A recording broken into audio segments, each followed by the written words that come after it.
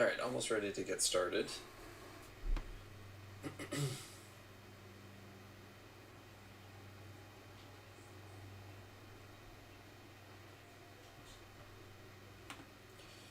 Cool. Looks like we're good to go.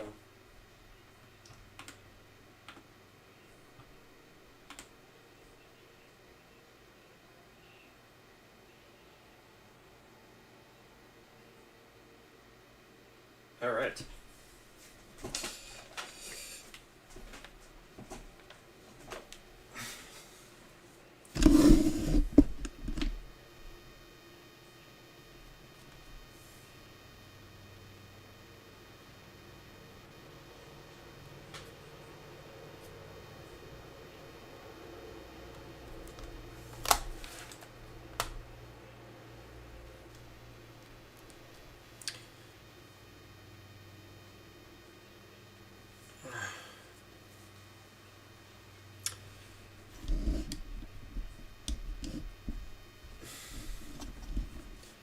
So we are on Destiny 2 tonight. First time ever on this channel. Not first time ever, ever.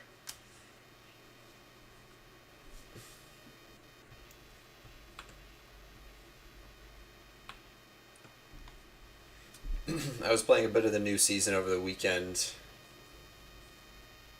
and it seems pretty compelling so far, so we'll spend some time with it tonight, see how it goes.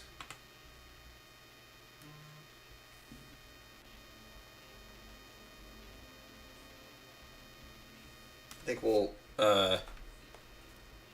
spend some time leveling. There's a couple quests I'm trying to get caught up from Beyond Light that I didn't finish, trying to get some of the stasis stuff unlocked, so I'm going to try to mix that all in. I don't want to bore you guys too much with old stuff, so we'll try to do as much of the new stuff as possible.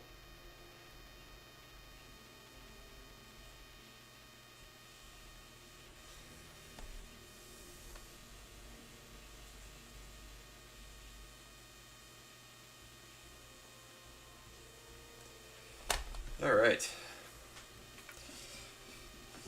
So let's see. I'm trying to remember where I left off. I was in the middle of... Oh, yeah. So I was working on the memory fragment. Or no, sorry, not the memory fragment, the ability. Complete the Heroic Exo Challenge. So let's start with that.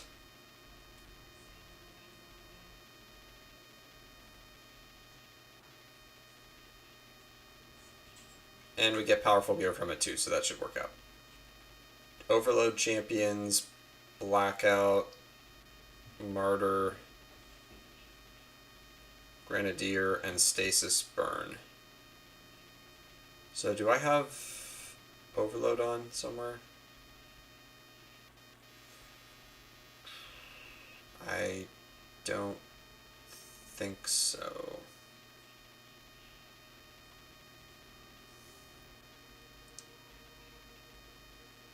Let's see. I swapped out a bunch of my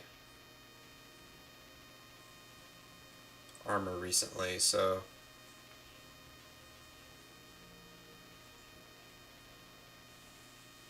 definitely want that.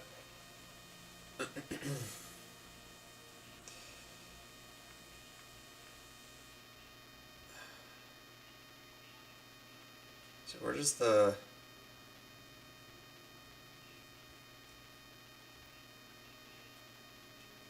I can't believe I already forgot this. Right, so we have Overload for swords. And bows. Neither of which I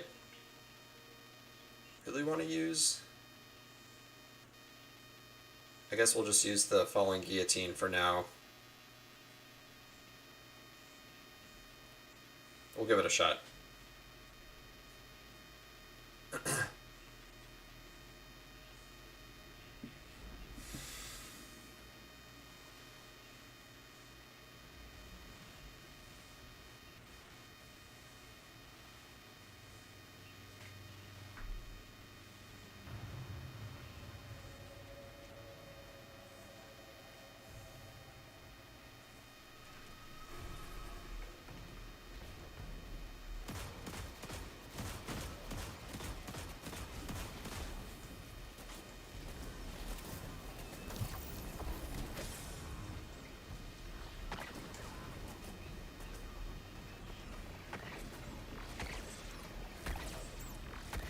I love the sound effects on this thing.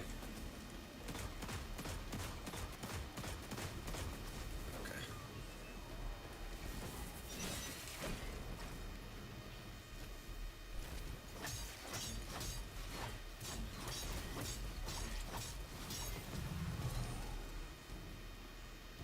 Do I actually... I don't think I actually have the mod on, do I?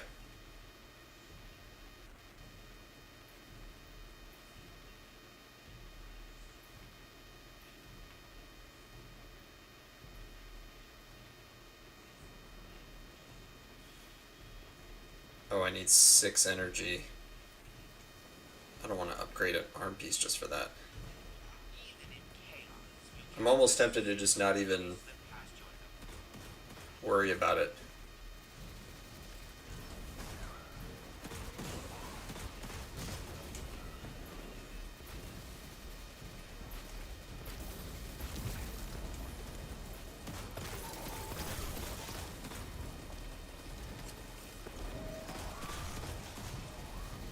And yes, I'm playing with a controller.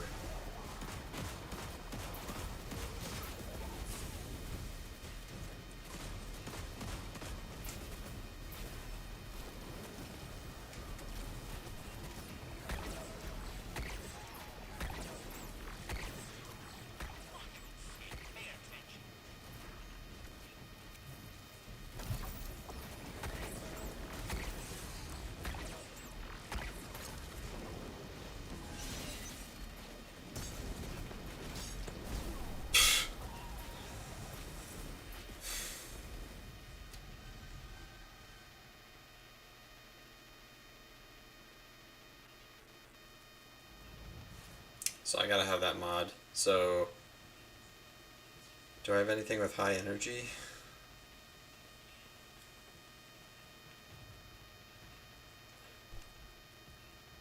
Can I...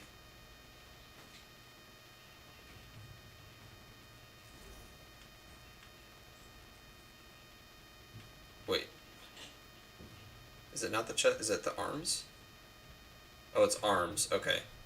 So, 50, 60, 57,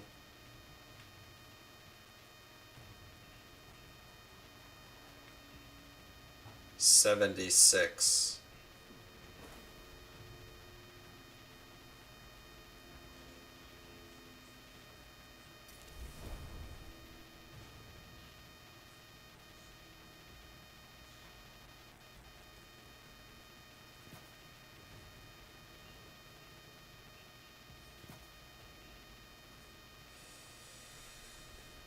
See, we already get a lot of grenade back, so let's try resilience and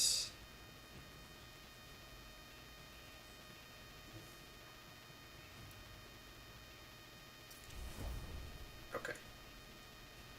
I look like a homeless person, but that's fine.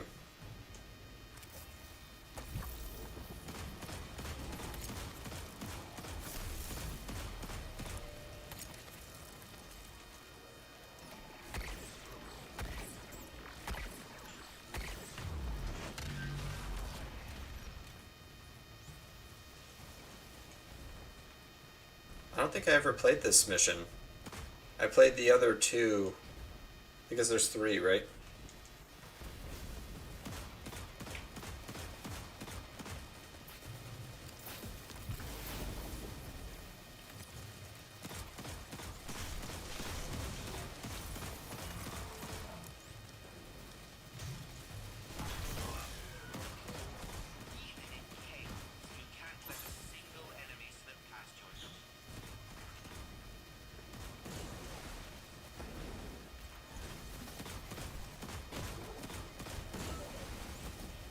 Oh, do I take out one of each of the overload champions and that's what unlocks one of those data cube things?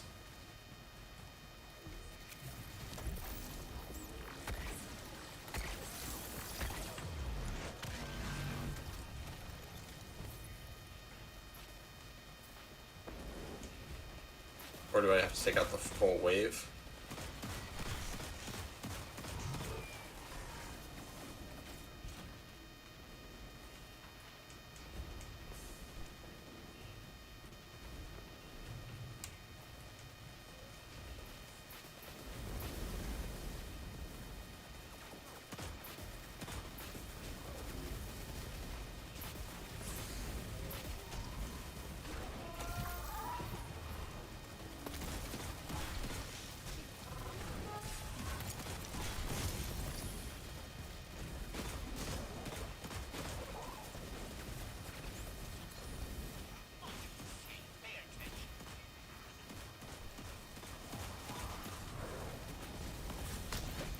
Aww.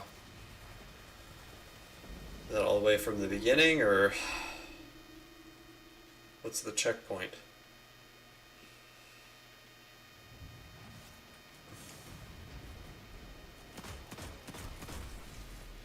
That's all the way from the beginning. Dang, that's rough.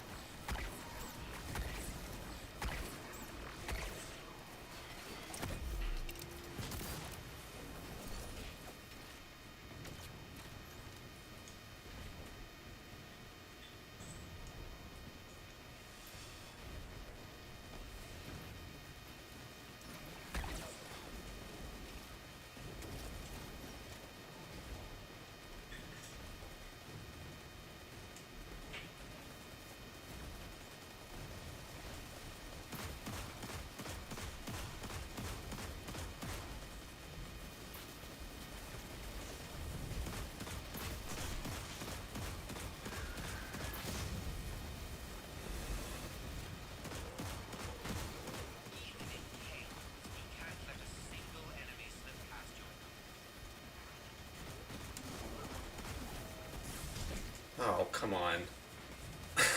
uh,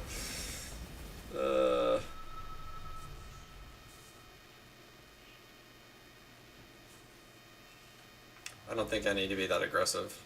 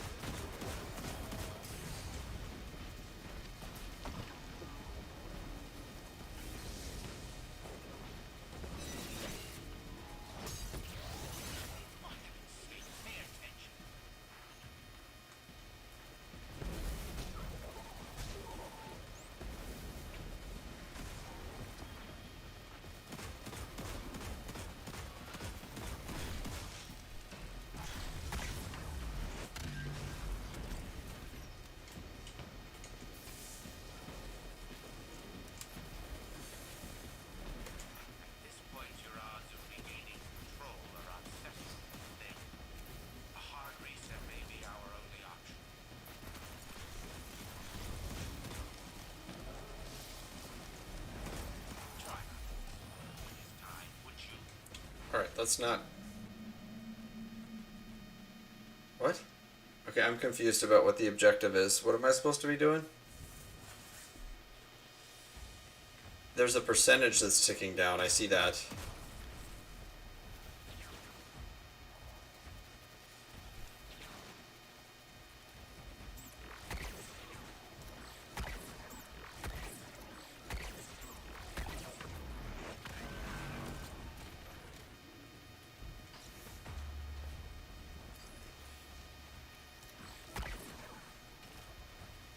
Right, so does taking down the Overload Champion activate the next cube?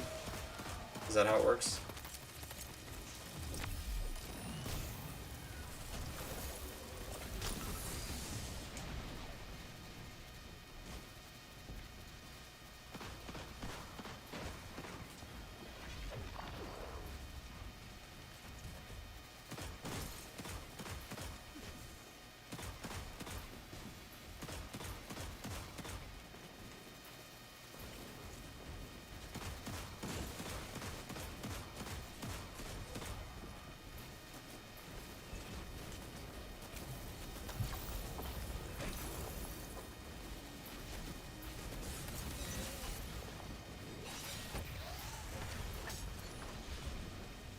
Oh no.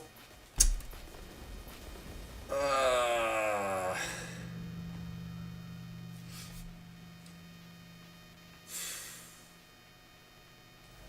sorry.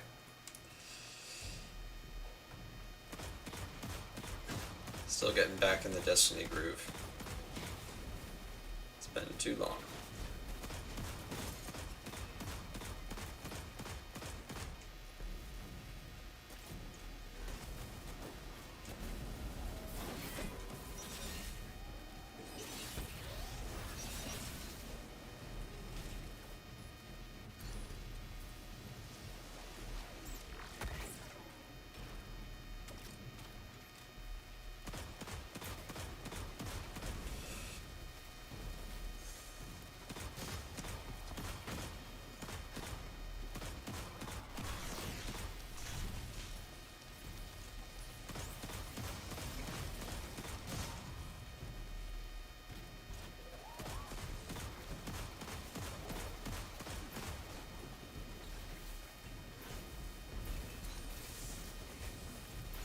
So when did they change primary ammo to being infinite? When did that happen? Because I know when Beyond Light launched that it was not that way. You still had to pick up the bricks.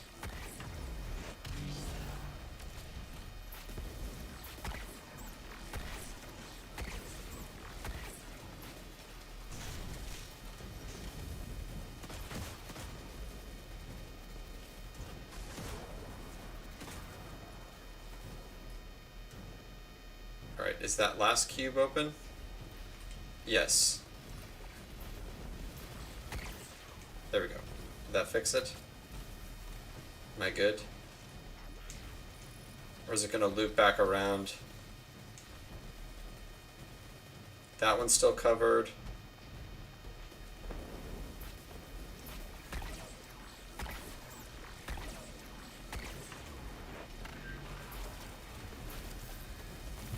Terrible throw.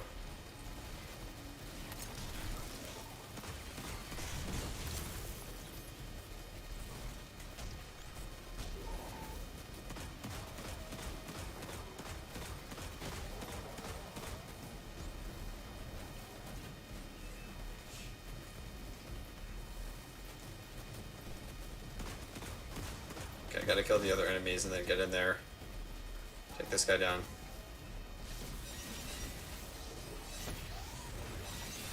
Okay. Get to safety. Okay, there we go.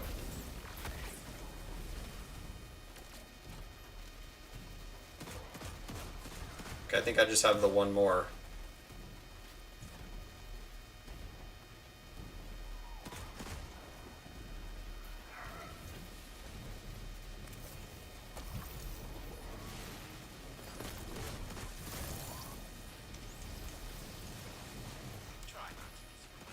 Wait, how did it drop from 43 down to 0 that fast?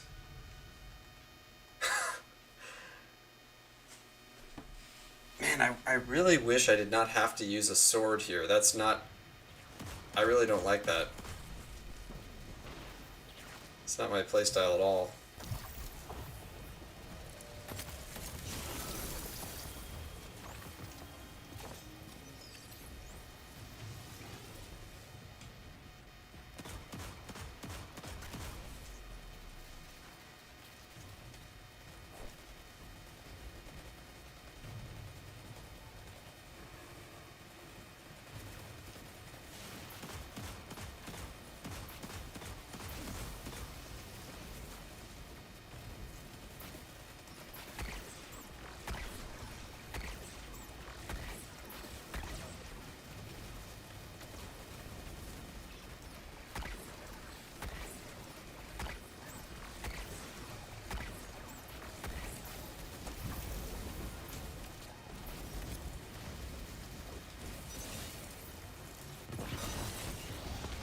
No, no, no, no, no, no, no.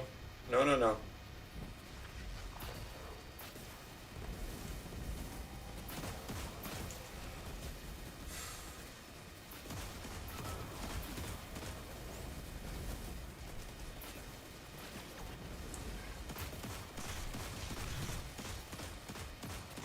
just need to be throwing grenades like a madman.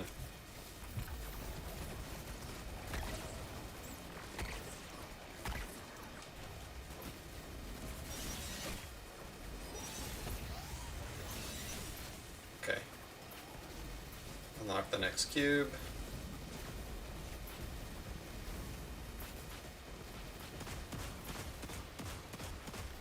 Okay.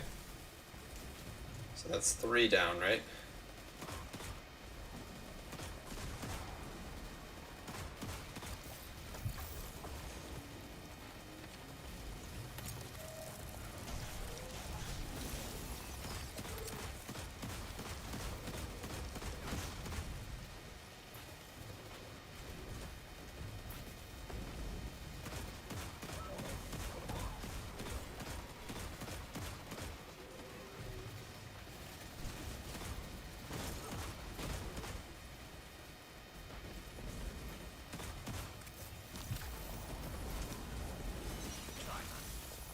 What?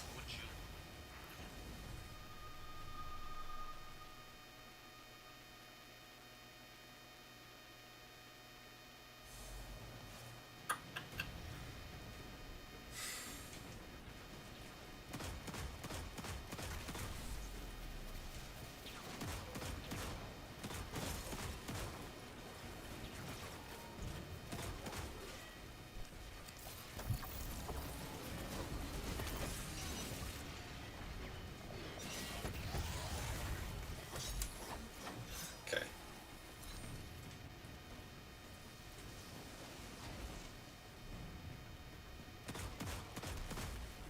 Should I wait? Because it's still at 100%?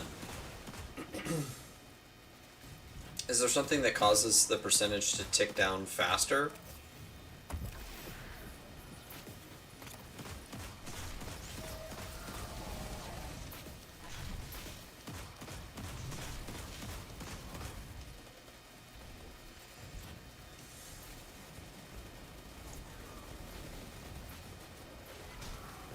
Really?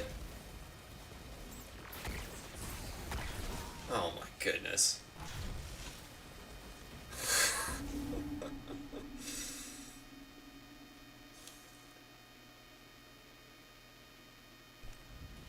Not cool.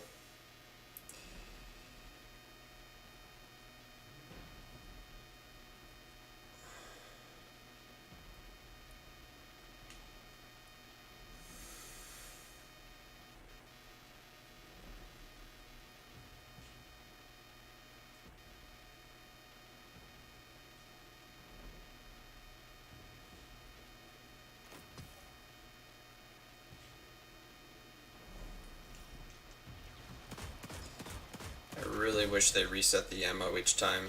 It's pretty rough not having any power. Because I can't do anything.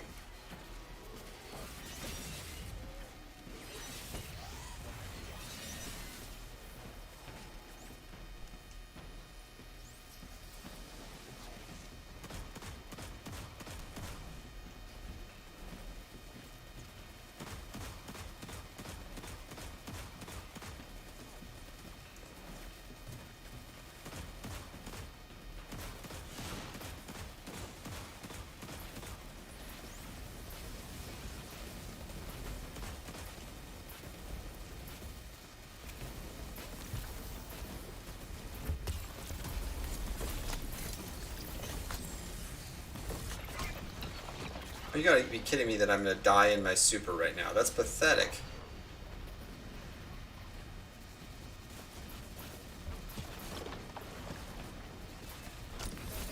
Wow. Oh, man. Okay.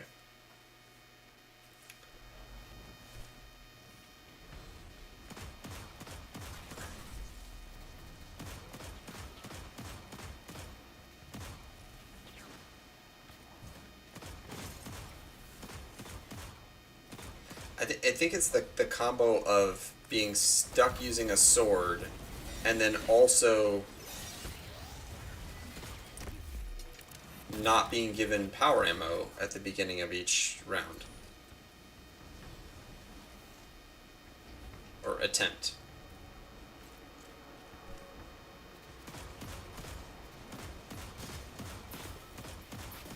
I mean, I could try to switch to a bow.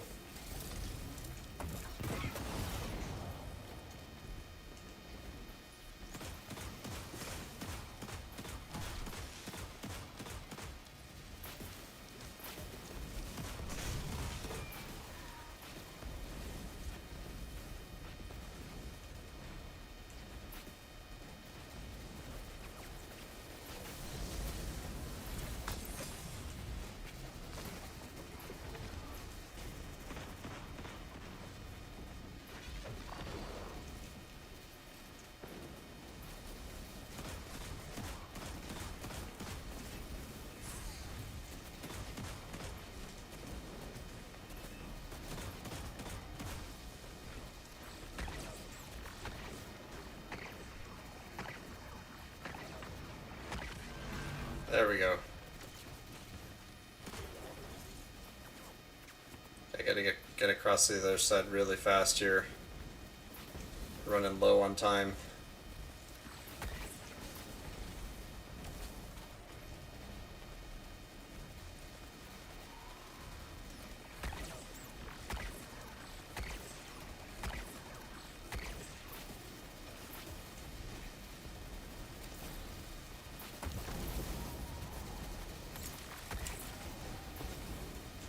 Dude. There's just not enough. I can't do anything. I literally can't do anything.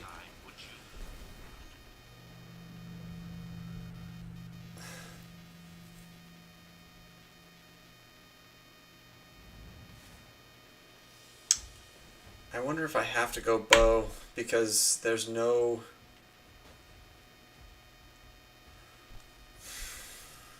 I think I have to, and I just gotta pick a better... Snapshot sights.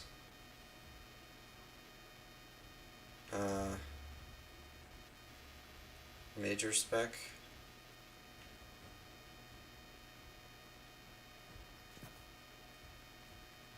Okay. I'll try.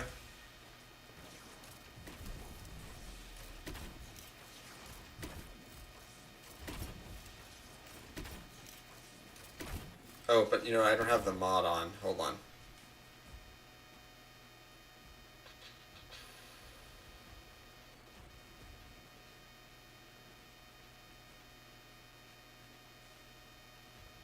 We'll just switch the pulse one. So we'll do this one and this one. Actually, we'll keep swords off for now.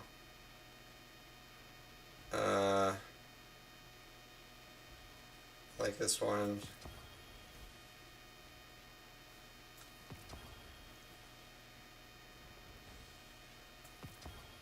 Okay.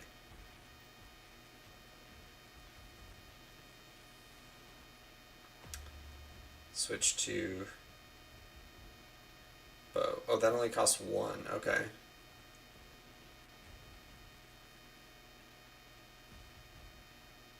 What does this do? Increase the knocking speed of arrows. That could help.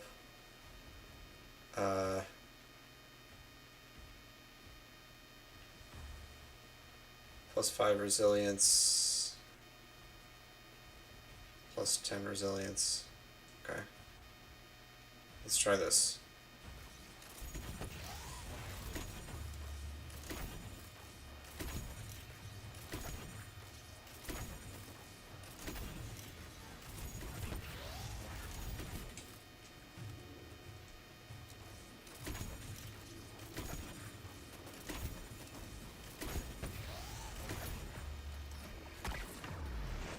It's gonna take a long time, but I think if I can switch to my rocket real fast, that might work.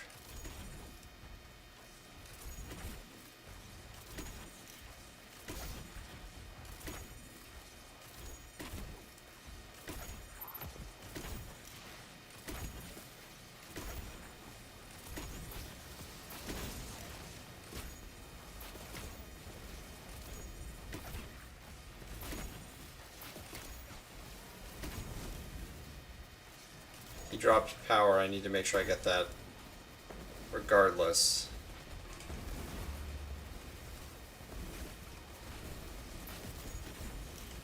Where'd he go? Where'd he go? I'm running out of time.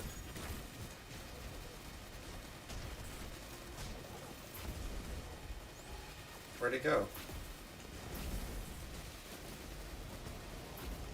Ah, here he is.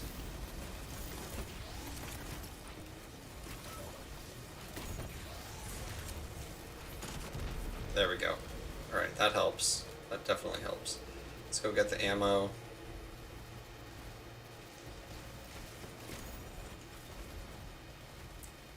And go all the way over to this side.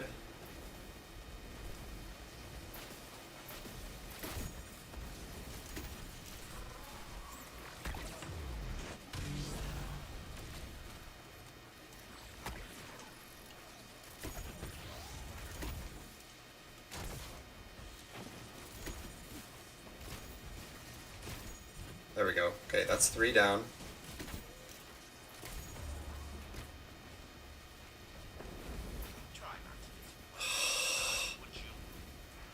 Dude, that's rough, man. They barely give you any time. Is there any way to get time back?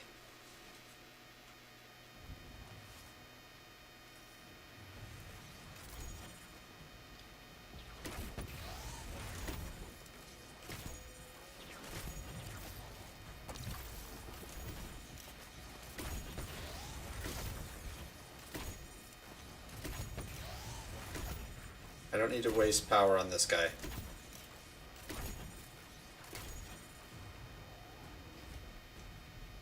Oh, it just went away. Like I didn't even... Okay, what if I don't shoot it?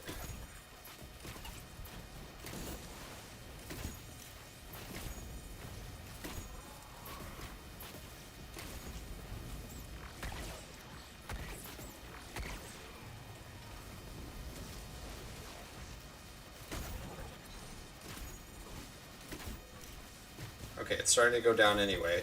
Okay, so it looks like it starts going down as soon as the Overload Champion spawns.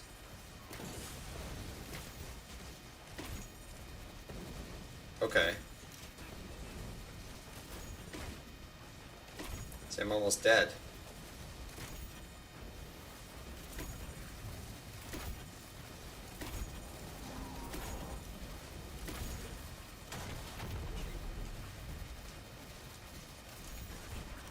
Okay. So that one disappeared. I gotta run over to this one really fast.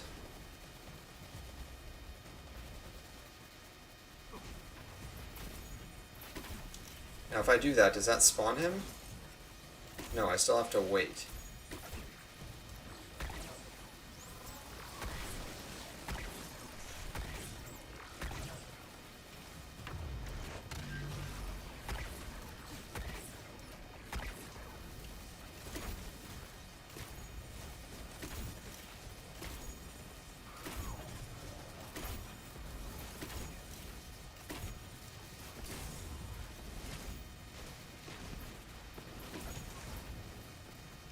Okay, he's down. Dude, I don't have enough time.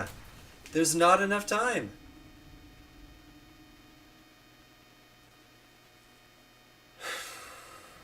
I feel like there's something I'm missing because there's literally not enough time because they delay the spawns. They're staggered. So there's nothing I can do to speed that up as far as I can see.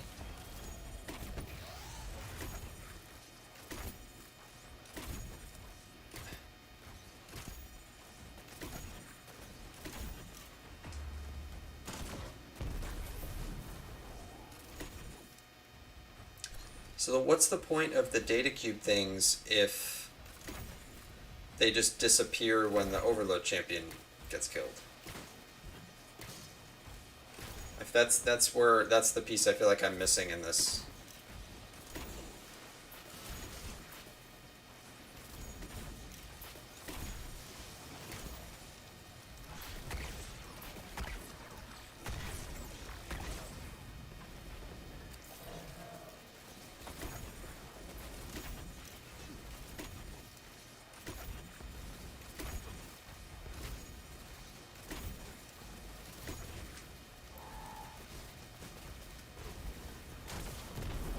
Oh, come on.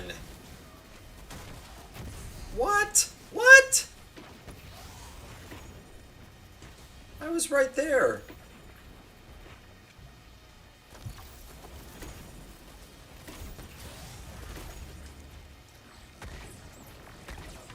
Okay, there we go.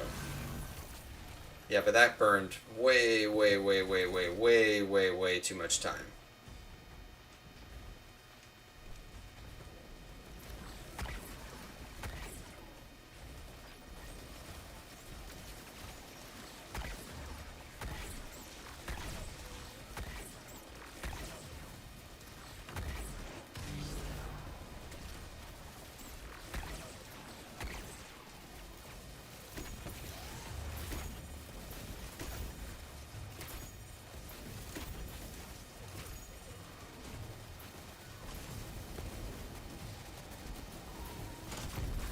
Okay.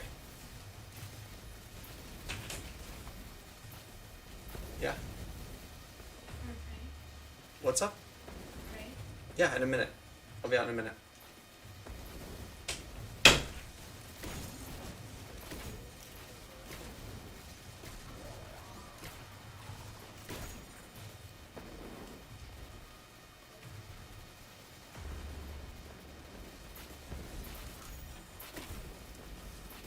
Okay, so he should be spawned by now.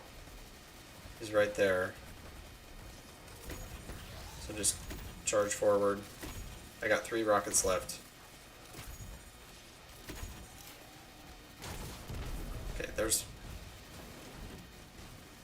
Yeah, I'm gonna lose. Okay, that was a close. I got close though. We got close. All right, I'll be back in a couple minutes.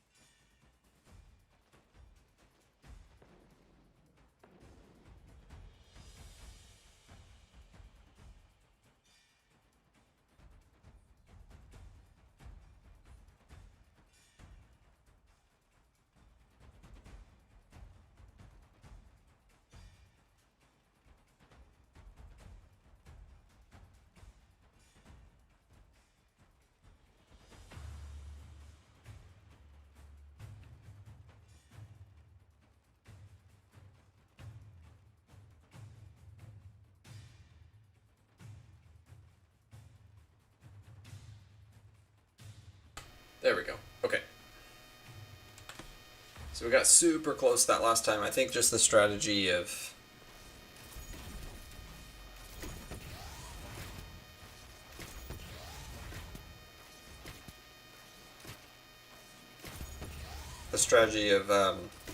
just really focusing on the Minotaurs.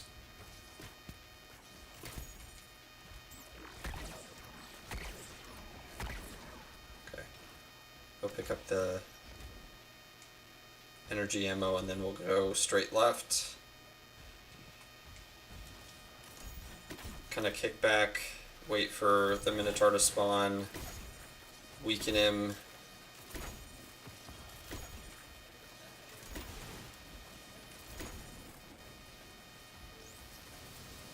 Fire the rocket.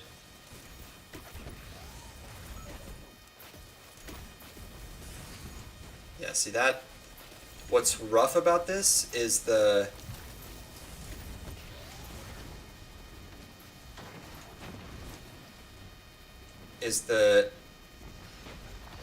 all the enemies. I don't have time to be sitting here doing this.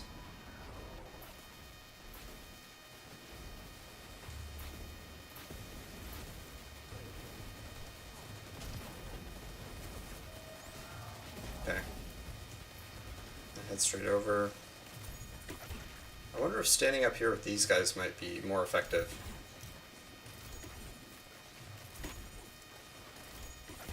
What are they shooting at?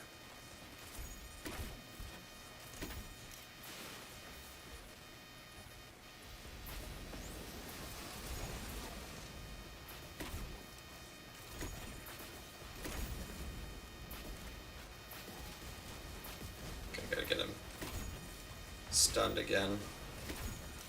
Gotta get closer.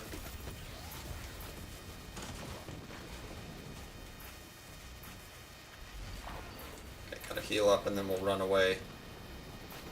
Oh, come on!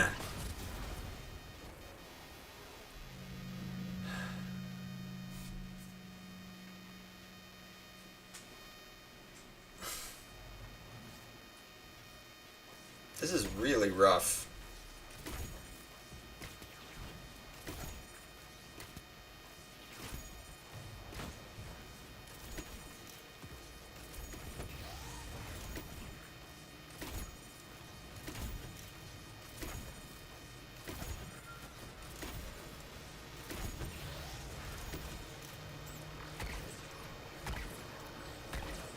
Okay.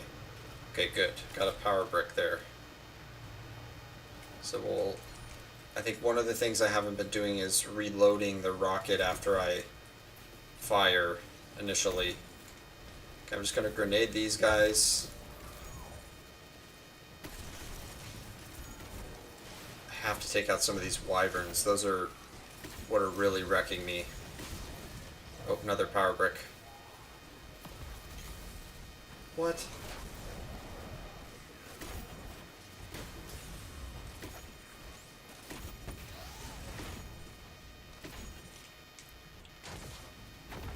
Okay. Then just book it to the other side.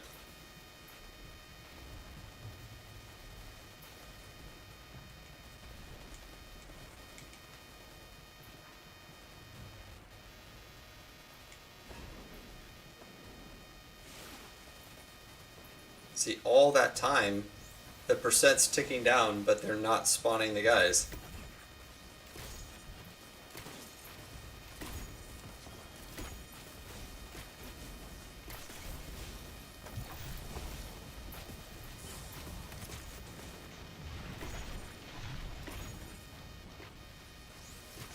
Okay.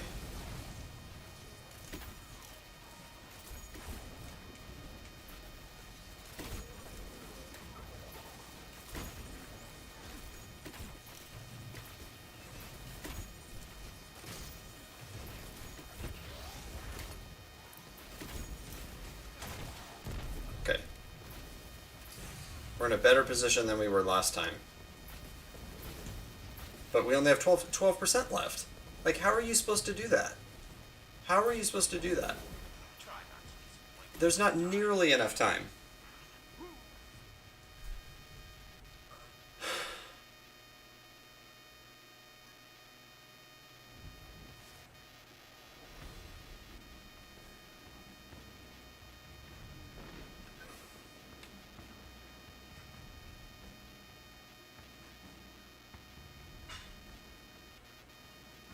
I tried shooting these little crystal things, these things, but they didn't do anything.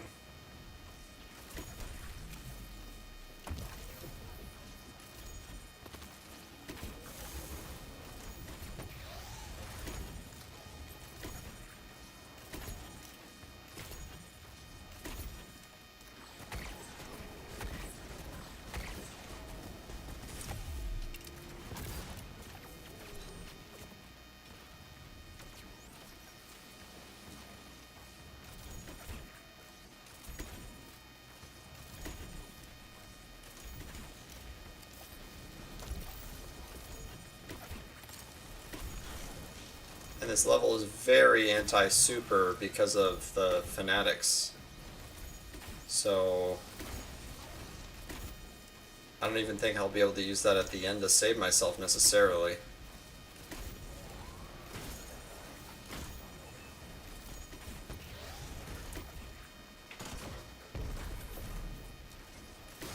Okay. I don't care about Engram right now. Just charge the other side. Did that give me something? I don't think so. Reload the rocket.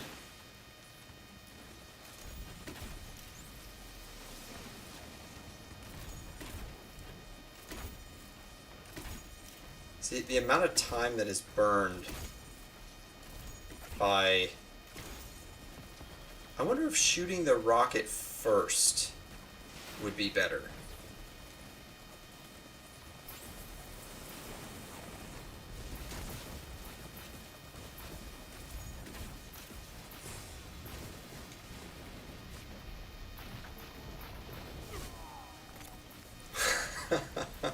This is so rough. This is so rough. Between not having enough time and that kind of thing, I feel like I'm doing something wrong. I gotta look this up. I gotta be doing... There's gotta be something I'm missing here. Simulation, safeguard, heroic.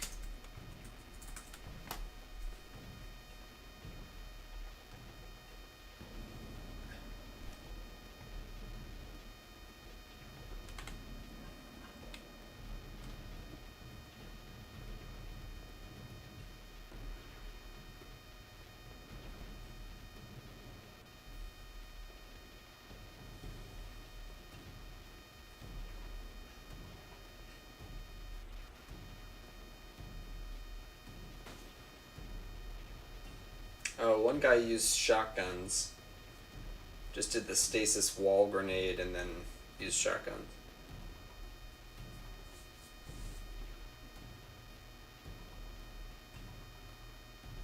Huh. I don't know. I mean, I don't mind switching up my loadout, but the bows just feel so slow.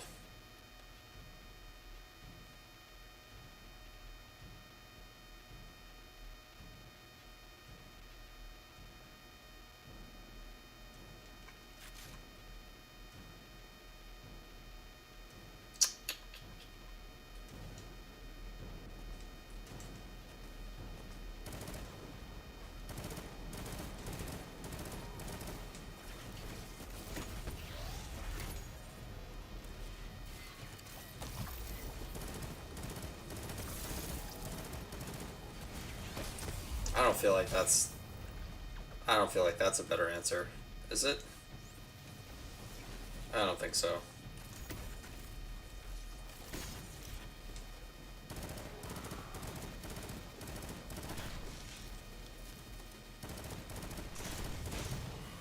Maybe for the wyverns.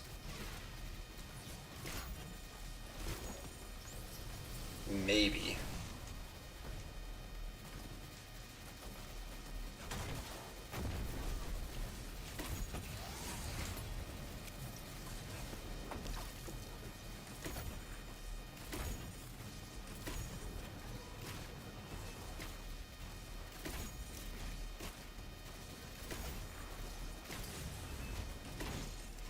There's just so many enemies, dude.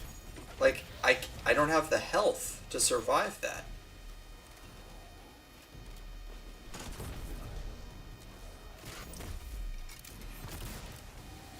I'm way behind on time now. Like, there's no way I can beat it with 67% left.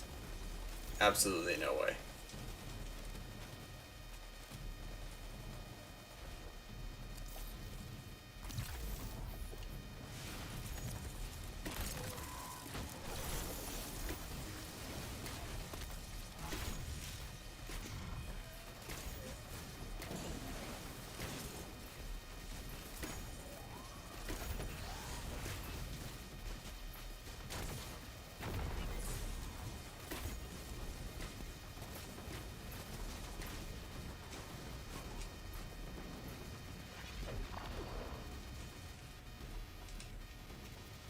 Yeah, but I don't have enough time.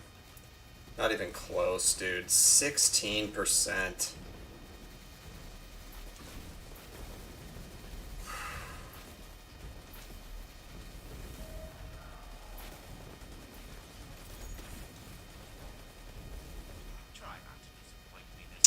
Is there a way to get time back?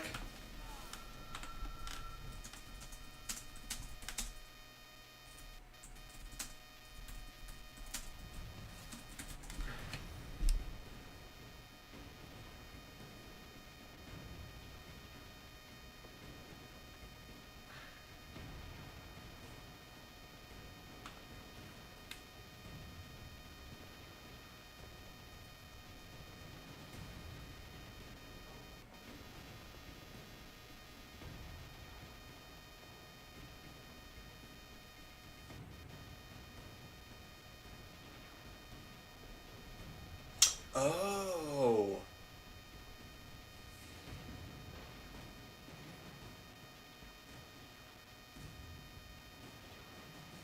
Okay, so I've completely misunderstood this. Okay. So I need to stand on the platforms. So shooting the lattice cube or whatever stuns them for a period of time.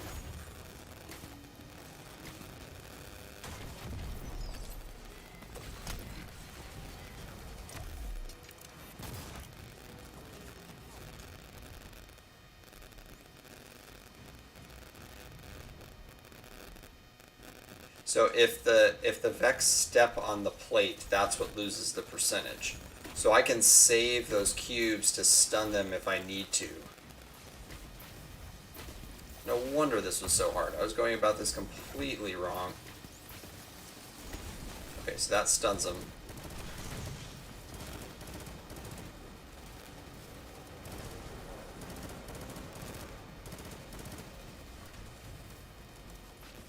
So there's no urgency to kill the Overload champions. I need to eventually, I think.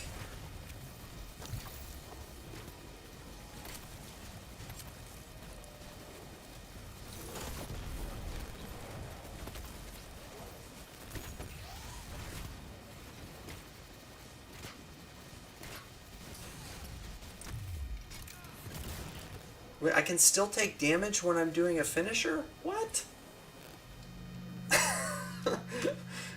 What are these? What's this madness? Okay.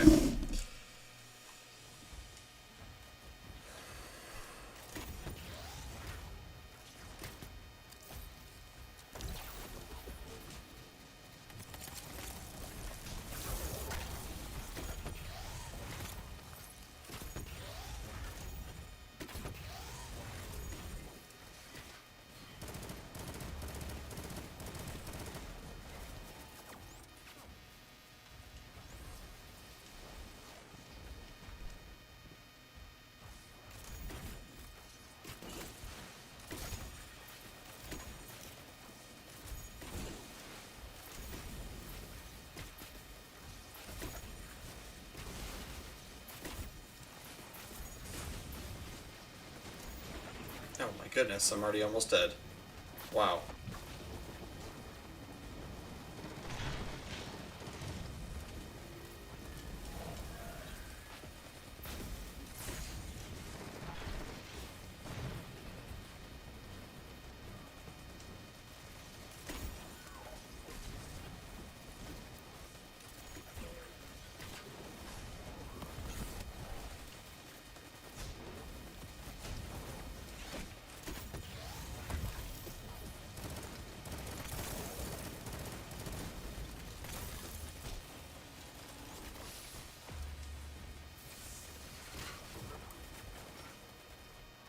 Okay, so we gain percentage back when they're not on the platform. Okay. I see. I see how it works. Starting to click with me a little bit. Not convinced this is the run, but we'll see.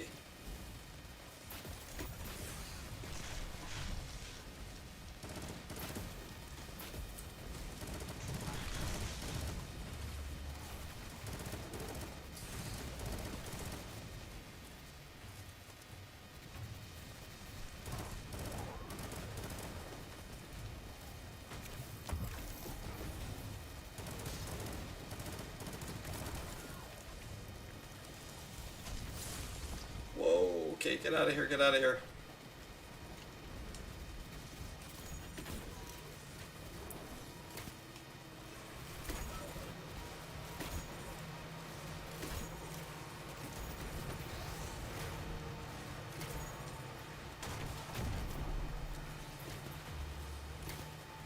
Gotta get him off the plate.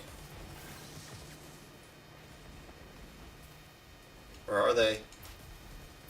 Oh, they're on those plates too. Frick. Okay.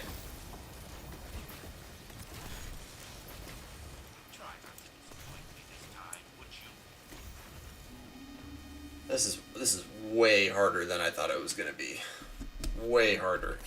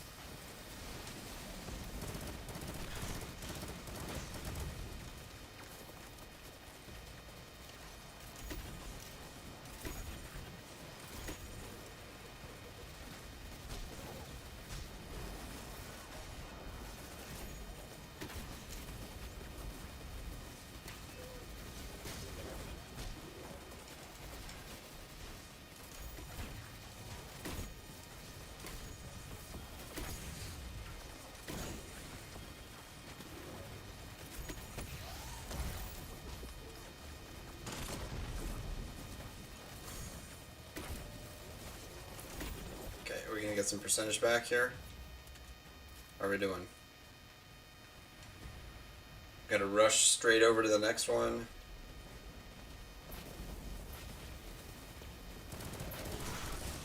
Take down these wyverns. It's gotta be the top priority.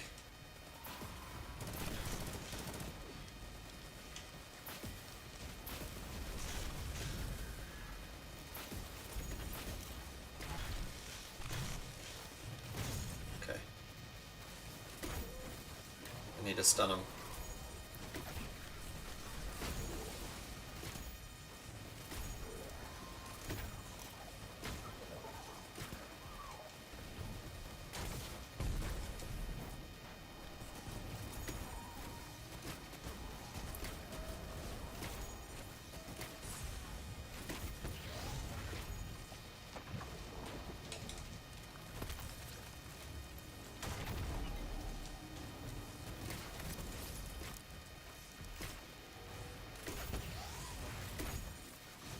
This is taking so long, man. Holy moly, dude.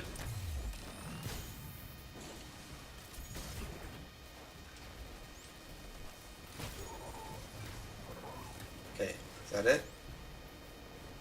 No, because they're getting it on the other side. I have no time. Absolutely no time.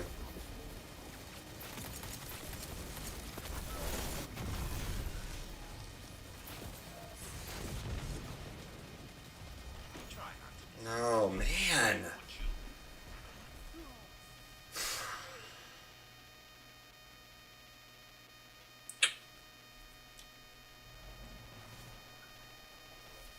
that one champion just took forever to take down. Forever.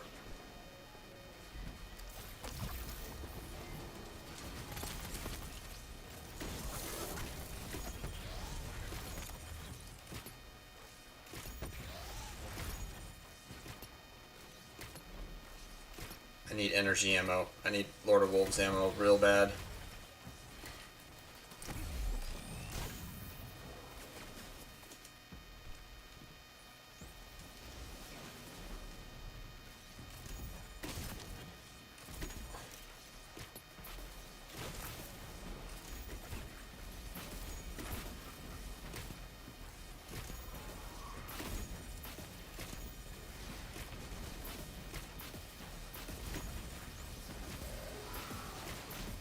This guy's taking forever, man. What is happening right now? He's supposed to pop open to show the crit zone. I don't get it. I don't get it.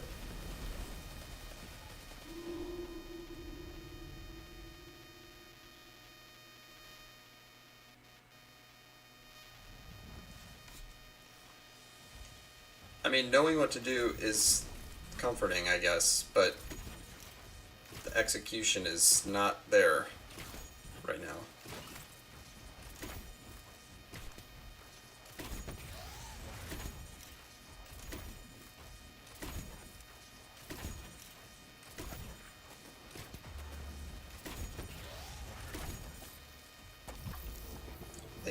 They gotta give you ammo.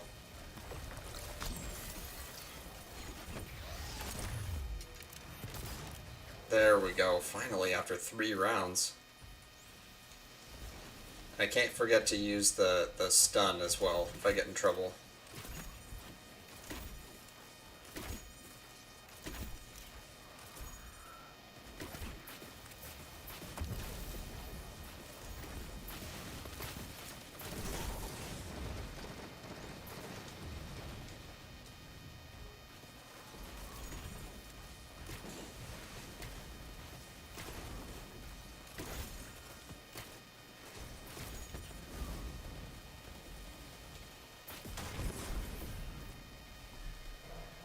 That was my fault.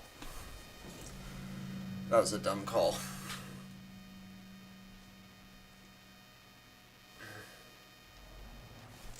So I think what we're going to do is we'll try this a couple more times, because I feel like I've been close enough to feel like I can do it. But at the same time, there's also a very good chance that I won't beat it tonight. So I think what we'll do is I will...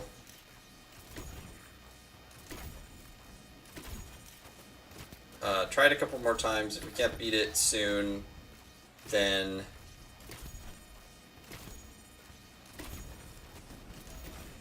we'll just switch off and do strikes or something chill like that, and start our discussion topic for tonight.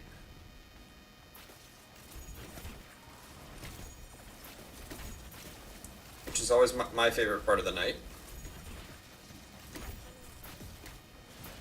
We're continuing our series on objections to Christianity and their responses.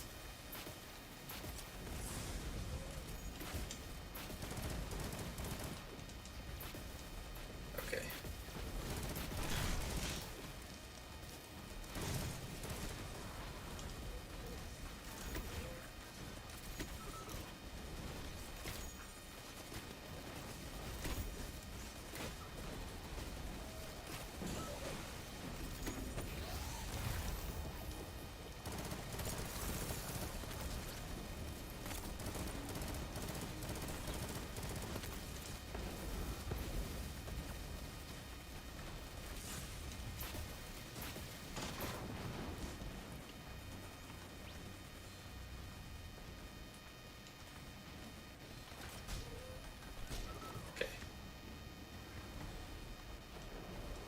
Oh, they were already attacking over here. Okay.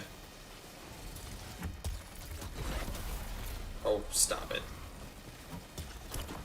I feel like you shouldn't be stompable if you're in your super. It's just kind of dumb.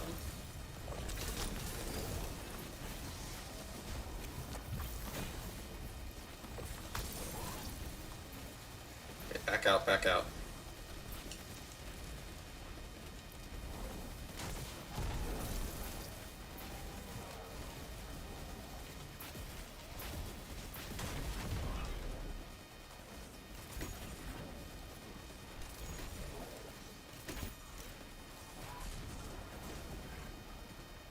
Yeah, there's no way. This is not the run. Not even close. Because there's guys on the other side already, I think. You were already... What? There we go. Okay, but now I got it. Same problem every single time is that I can't make it over to the other side and clear out the guys fast enough. I can't do it. I can't do it.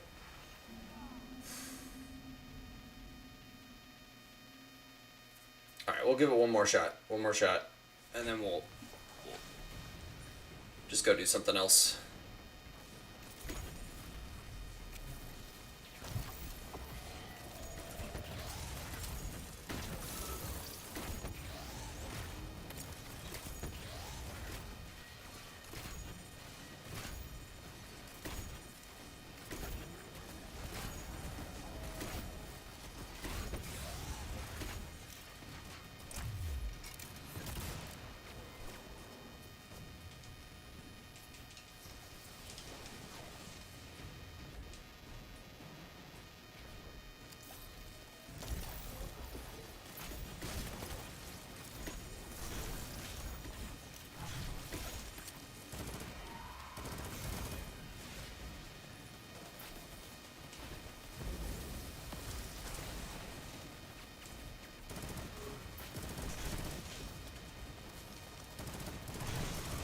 I feel like I whiffed that more than I actually hit it.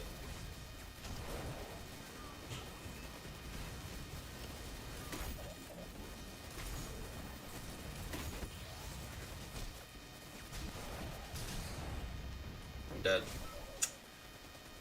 Alright, we're gonna take off this, or get off this.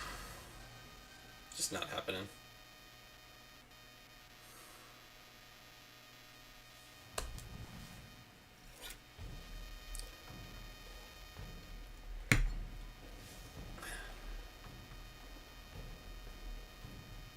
I feel like I need to probably tweak my build a little bit, and I don't think light level is an issue because I think I'm well over the max for that.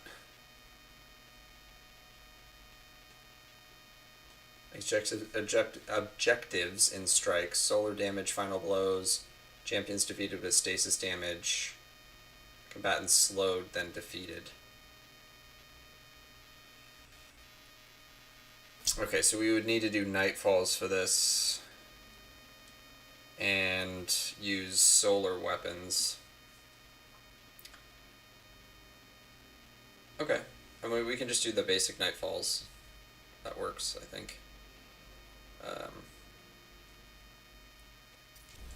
Bring that one up.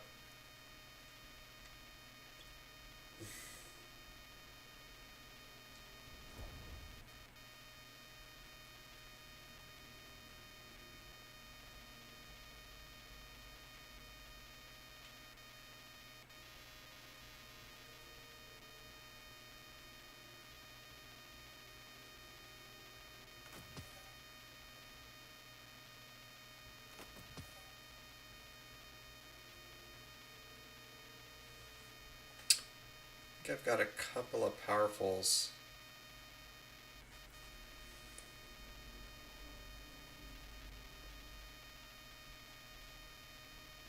Let's go decrypt those real fast. I want to do more of the seasonal stuff, but I'm too low level for that. Need to get at least another 20 levels or so before I feel comfortable doing it.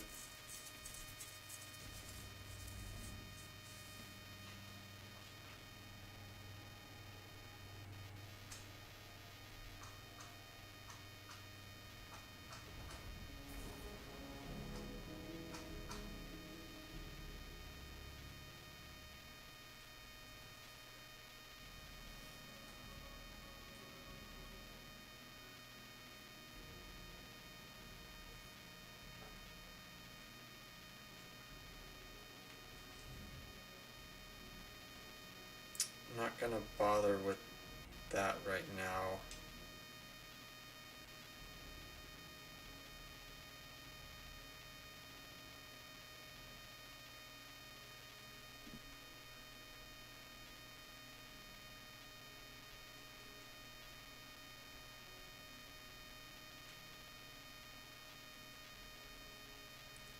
Legendary armor, legendary weapons. Season of the Hunt, Season of the Chosen, Season of the Splicer, Season of the Lost. Season of the Lost Weapon, Season of the Lost Armor.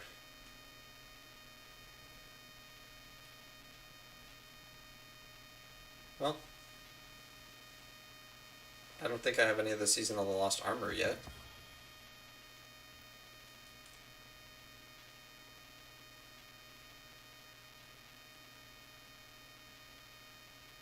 Overload bow. Not gonna be using bows anymore.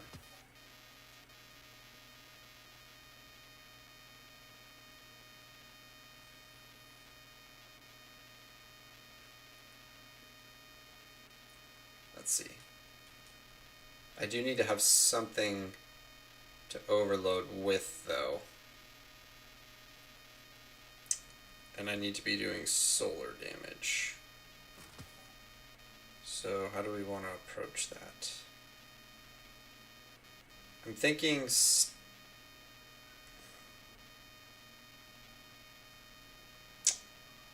we could use stasis grenade launcher with solar hammers.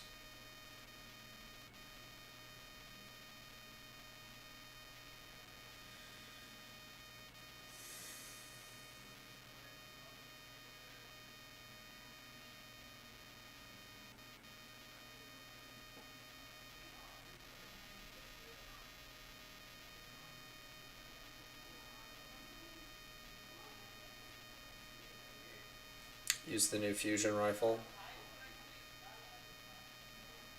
to do just a bunch of fire damage, and then the stasis grenade launcher. That could probably work.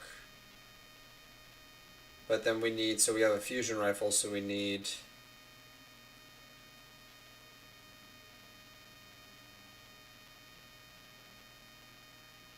oh, what is the Nightfall going to be? Is the Nightfall going to be overload, or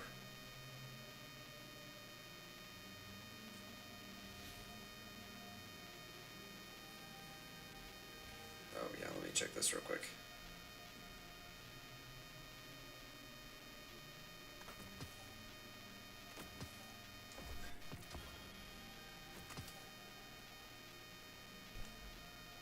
Ooh, that actually could be pretty good.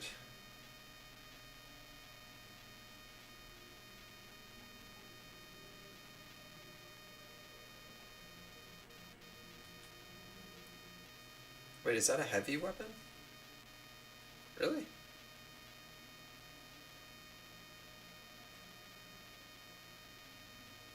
Just get rid of this one.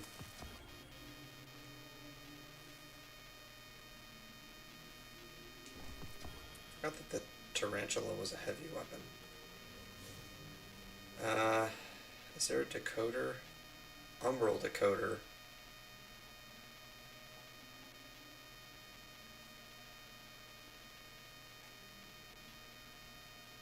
Let's just go to the tower real quick, and then we'll get the powerfuls decrypted.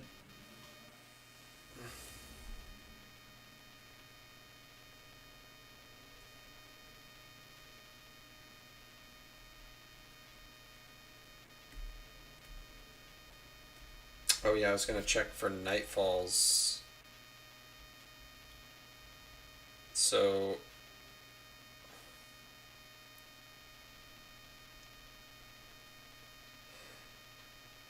what kind of champions it has.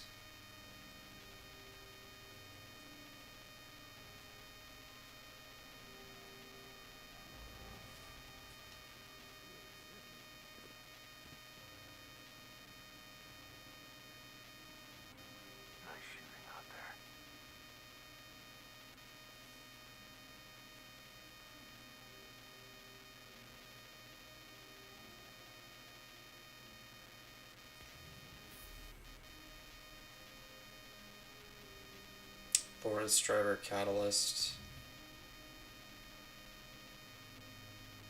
Armor synthesis introduction.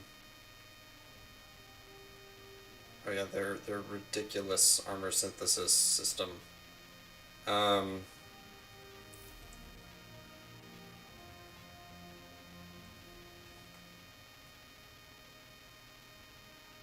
Just to get this out of my way.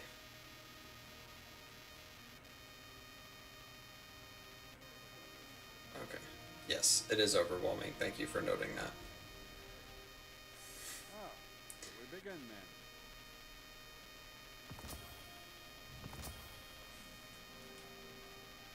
So the chest plate. 12. Okay.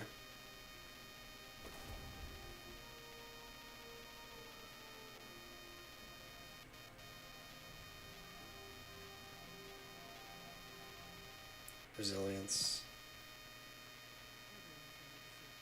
Speak to me not of the darkness. I want you. Okay. So we need to check Nightfalls.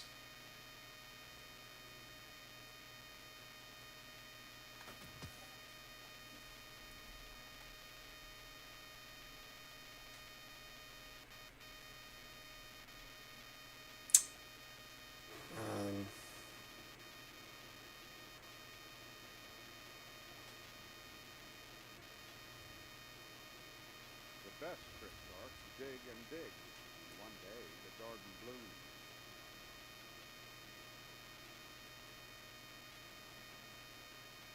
Oh, there's no champions at all.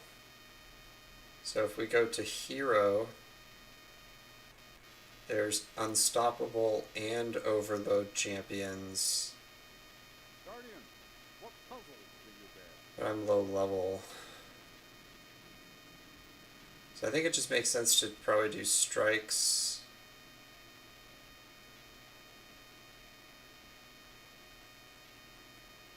Well, we can just do the low level Nightfall to get the powerful drop. That works.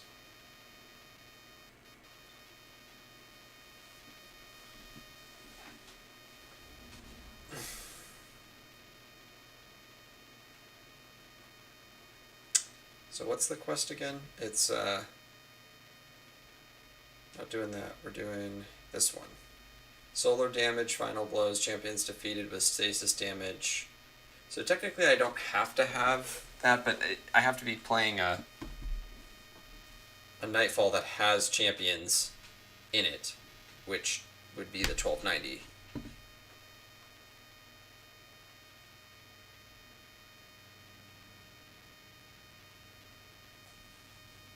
Oh, I think I just lost sound. Hold on. Oh no, I didn't. It just got really quiet for a second. Okay.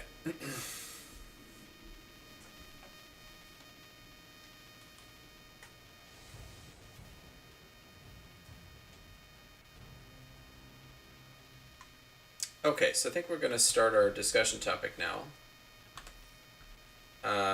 So we've been talking about tough questions related to Christianity. The official title of this overall section is Hang-Ups to Accepting Jesus.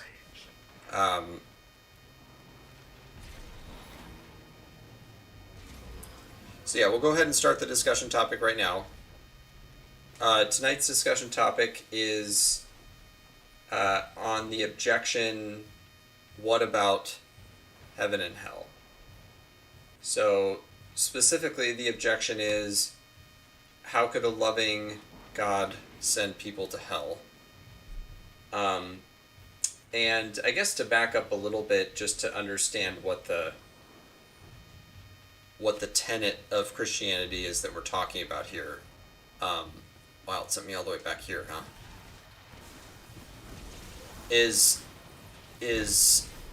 that God created the universe, and he created mankind, and he created mankind with enough free will to make a decision about whether they want to follow him or not.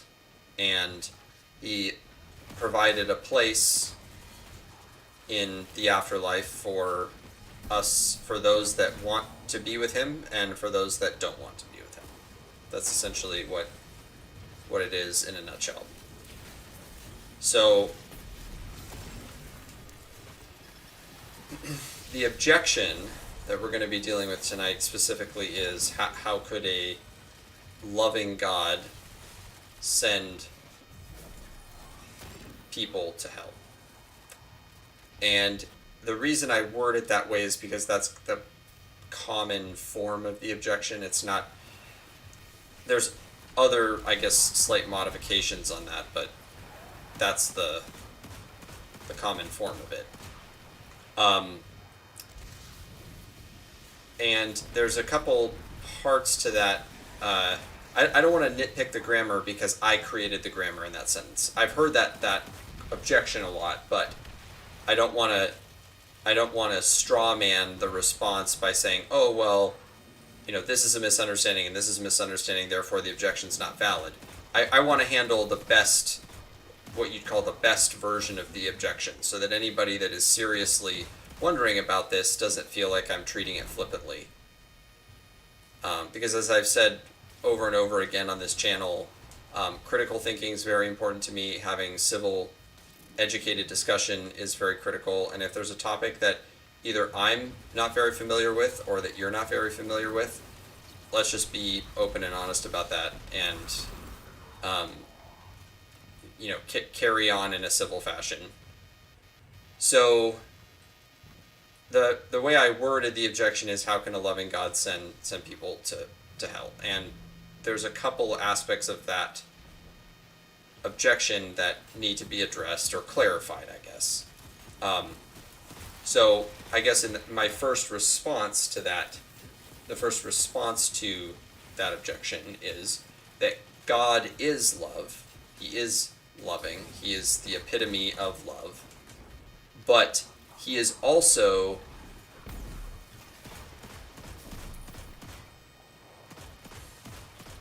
wow, I still got to get used to the aim assist on this thing. He is also just and holy. So we can't just think about God as being loving, any more than we can think about, parenthood only consisting of disciplining your child, or parenthood only consisting of putting food on the table for your family and for your children. Like, there's more facets to a lot of things in life than just one characteristic. And as human beings, we should be well aware of that, given how complex relationships can be, how complex people are, and by extension, that God has more going on than just his love. So he is also holy and he is also just. So why do those two particular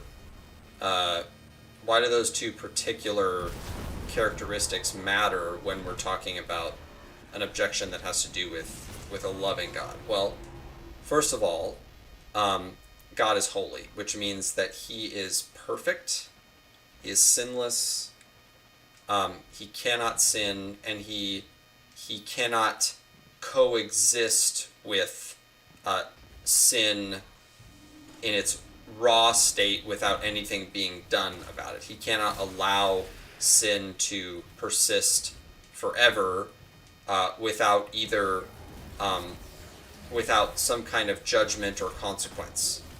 And you can think about it. Like, I think drawing parallels to our own legal system is a very good idea, because there's actually a lot of language in Scripture that relates to the way that God interacts with us, and the salvation through grace that we've talked about before on this channel as a legal process.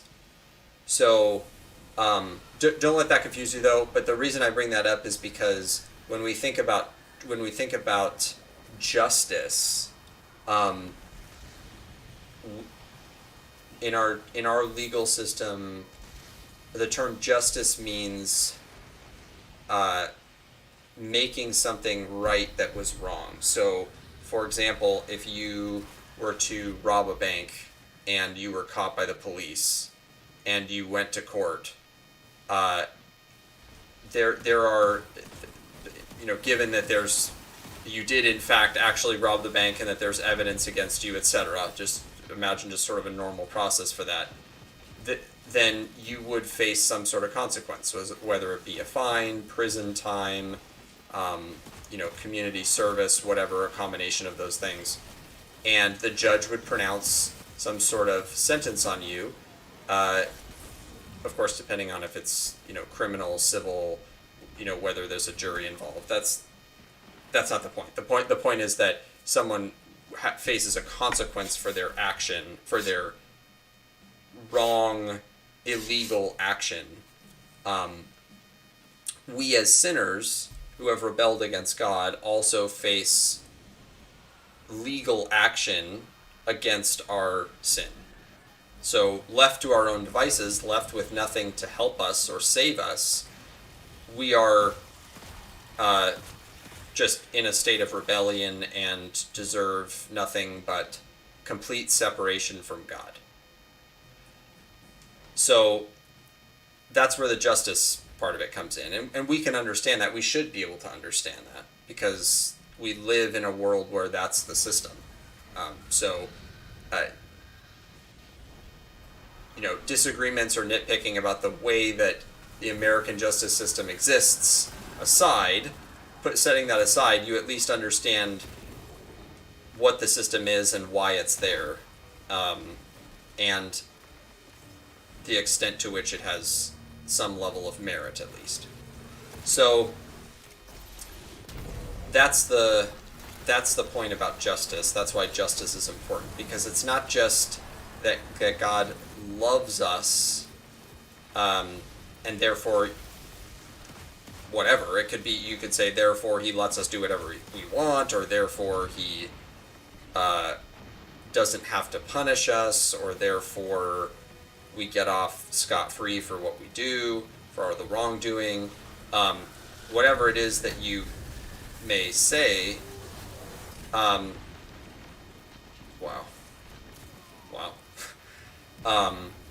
He simply cannot allow that to happen because his holiness will not allow that. There has to be something that pays for the sin.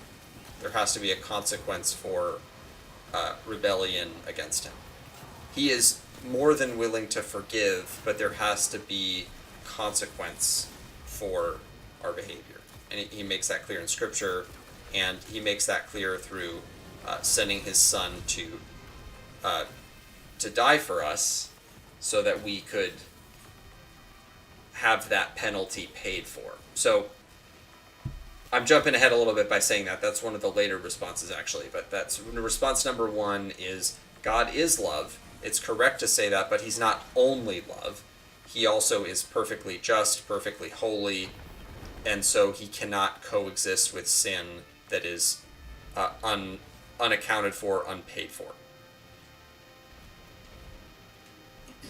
So the second objection is that, or the second response rather, is that sin was a choice and has consequences.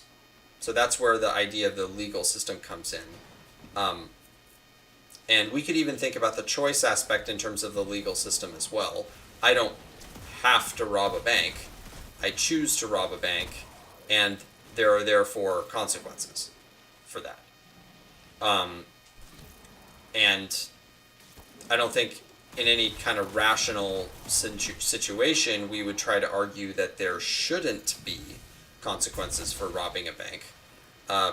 We would never say, oh, well, the person that robbed the bank should just be forgiven for what they did. No, we would say that person needs to pay some kind of penalty for what they did. It may not be 40 years in prison or death row, but it would be something, right? We would say that that person needs to pay some kind of price for their horrific action against whoever, whether it be a person, a company, the environment, whatever.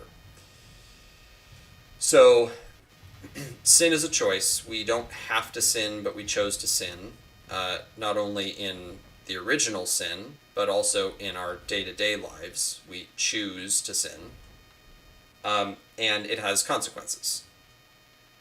I feel like that should be, from a rational standpoint, that both those ideas should be non-controversial, that we have the choice, and also that sin has consequences. So the third response is that despite the consequences, right, despite the consequences that should be present for us, God, in his grace, still decided to send Jesus to die for our sins so we would not have to face the ultimate consequence, which is eternal separation from him. So that's where God in his love, through his grace, decided that he wanted to send his son. His ultimate eternal plan all along was to send his son to die for us, to pay the price for our sin, so that we could be reconciled and made righteous and spend eternity with him rather than apart from him. So when we say God is love, what we're saying is that he had grace to send salvation as a gift for our wrongdoing because we deserved the opposite. What we say when he's love is not that he just lets us do whatever we want or can just flippantly forgive without there being any kind of consequences. And I think a good example, I think a good parallel to that would kind of make sense is, like as a parent, and I'm just learning this because I have a almost 2.5-year-old son, and each day presents its own unique parenting challenges. But one of the things that's that my wife and I learn every day is how to balance allowing our son to do things, to explore, to learn, to grow as a person, versus what we say, no, you can't do, and then if he decides to rebel against that or disobey, whether we punish him for that in some way or whether we let it go. And the consequence of that decision, of course, is that he learns that not every behavior that he has is appropriate, and that's important for all of us human beings to learn, that we have that there are not only consequences to behavior, but that there are simply behaviors that are not acceptable, and have to be punished or stopped in some way. And so, like, we would never say that a parent should just let their kid do whatever they want. I mean, if you do say that, then I would say you've probably either never been a parent or you're frankly being irrational, I think. Because I don't think anybody in their right mind would say that. That we, of course, would disagree over the extent to which there should be punishment for things, but not whether there should be some kind of punishment at all. And by punishment, I don't necessarily mean spanking or grounding necessarily, but like if, let's say my son is using a fork at the dinner table, and one thing he'll do is he'll start hitting the table over and over and over again, and we say, son, please stop hitting the table with the fork. It's making a loud noise and it's disruptive and it's not good manners.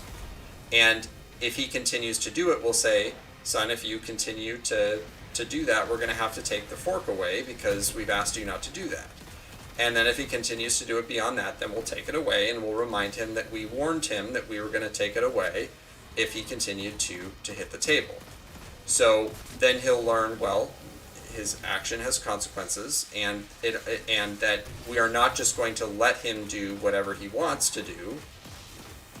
We are going to stop him from doing certain things, so that he can learn what right and wrong are and what wise and unwise things are. So all of that to say that loving someone doesn't mean just letting them do whatever they want, and as nice as it would be to believe that God would just let us, do whatever we want, face no consequences, and then get to go to be in heaven with him, that wouldn't make any sense, because he wants to work in us, grow us, change us to be more like him, to be more holy, to be more righteous, and leaving us in our current sinful state would be the least loving thing that he could do. So I think there's a strong case there for what we would call tough love and righteousness building through our relationship with him. So he sent his son through his grace to pay the penalty for what otherwise would be a consequence that we should have to pay. So response number 4 is that you add all these things together, that God is love, but he's also just and holy, that sin was a choice, and that despite the consequences, God sent his son for us and gave us the choice to accept that or not. The response number 4 is that therefore hell is a choice, not a mandate. Nobody is forced to go there. We go there through our own choice. We can't say we weren't given ample opportunity to accept God's gift. It's freely given. It's always been freely given, and that's the reality we have to accept. And a gift that's freely given and freely rejected has consequences, just like our sin has consequences. And so God allowed for a place for people to go that want to reject that gift of salvation. And that is ultimately God respecting his creation, respecting our own choice, because we're not automatons. We're not forced to believe in him. Otherwise, the love that we have for him would be coerced, in which case it wouldn't be actual love. And the relationship we would have with him would be much less real than it really is by choosing to be with him, by choosing to accept that free gift of salvation. So, looping back to the objection itself, how could a loving God send people to hell? You can see that there's kind of a couple problems with that construction. Number one is that he's loving, but that doesn't mean we're free to do whatever we want. It means that he's working in us, growing in us, convicting us of our sin, and that sin has consequences. And the second aspect is that he doesn't send us to hell. We choose to go there because we choose to not be with him by our own actions.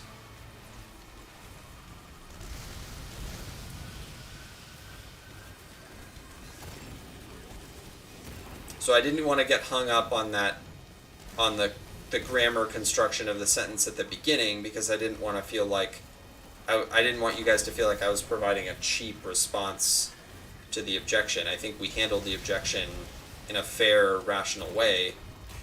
But at the end, it's important to note that there's some misnomers that come along with the objection that have to be cleared up in order for the responses to make sense and for us to kind of finally come to a conclusion. So that's it. That wraps up our objection. How could a loving God send people to hell? That was actually objection number 3 on our list of 5 objections that we've been working our way through. Last Wednesday and Thursday, I think it was, or actually no, it was Tuesday and Thursday, because I didn't stream on Wednesday last week. I had a bit of an abnormal schedule last week. At the stream last Tuesday and Thursday, we covered objections 1 and 2, and then today we're covering number 3. We just finished, and then tomorrow and Wednesday we'll cover objections 4 and 5 to round out this segment.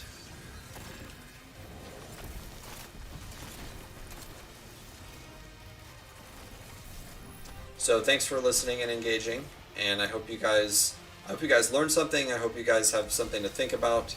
Feel free to ask more questions either in the chat or if you want to comment on the YouTube video that will be posted. There's going to be a raw version of this episode or this gameplay stream posted that will include. It'll just be the raw footage from the live stream that'll include the gameplay as well as the discussion, and then. I'm going to be doing a breakout video of just the discussion part of this stream. So for those of you that are just interested in listening to and engaging with the discussion, you have a playlist that you can go to on YouTube that's just for that. It'll be more like a podcast type format, and I am working on it. I have not created the playlist yet, but I'm in the midst of trying to create my intro video and also doing some editing to create the kind of the initial template or format for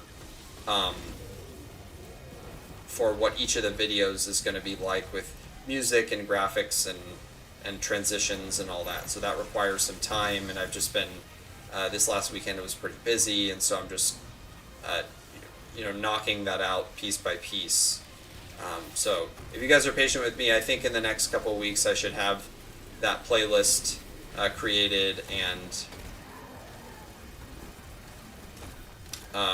you guys will have access to that. And my plan is to basically create the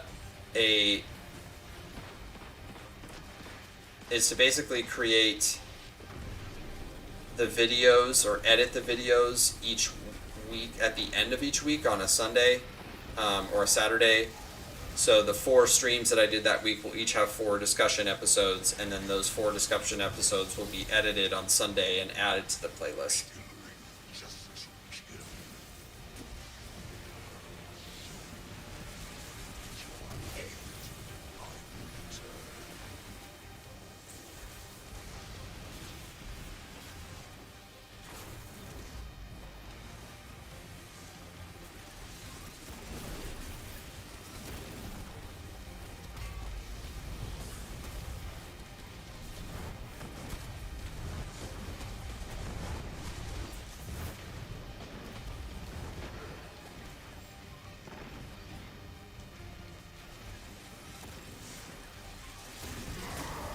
There we go. What was that? Try number 3? I think part of that was because I was distracted.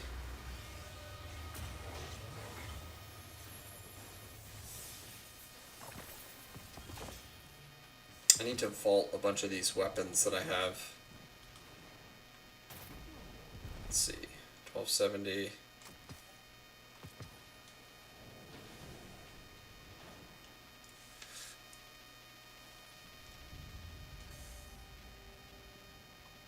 Okay, so how much progress did we make on that quest?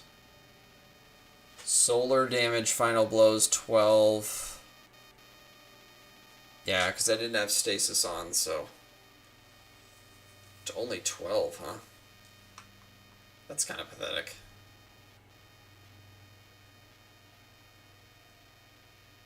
Unclaimed challenges. Oh.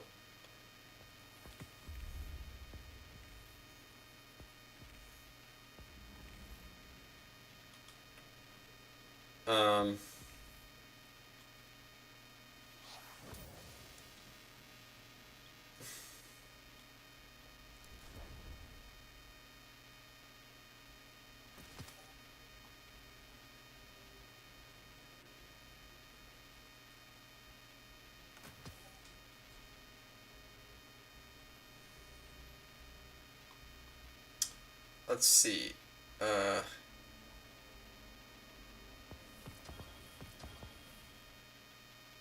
Increase fire team members' XP gains by 2%. Okay. How close are we to the next artifact unlock? Really close.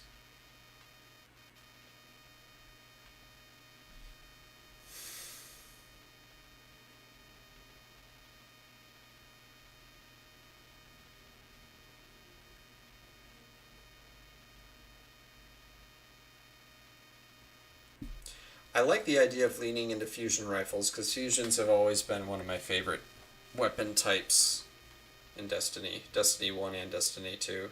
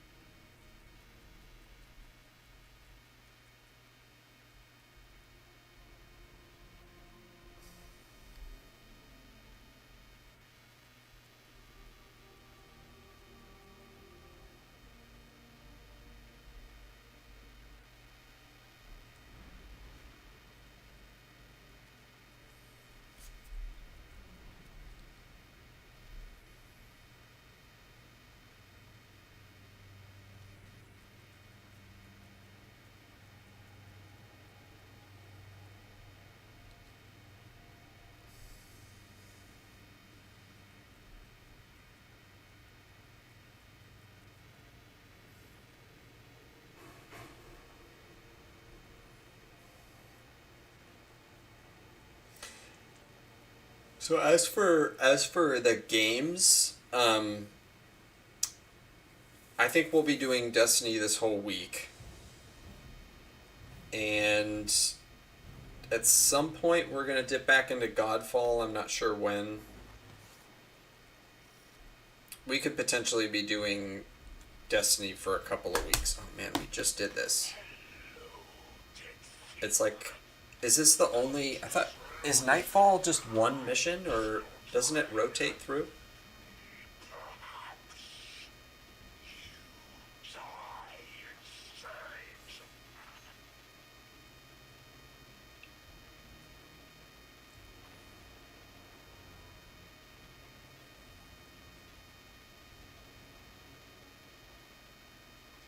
Maybe it is the same one. Okay. Didn't it used to be rotate through 3 different ones or something, or it was like you had a choice between 3? They've changed it a few times. I can't remember what the most recent system was.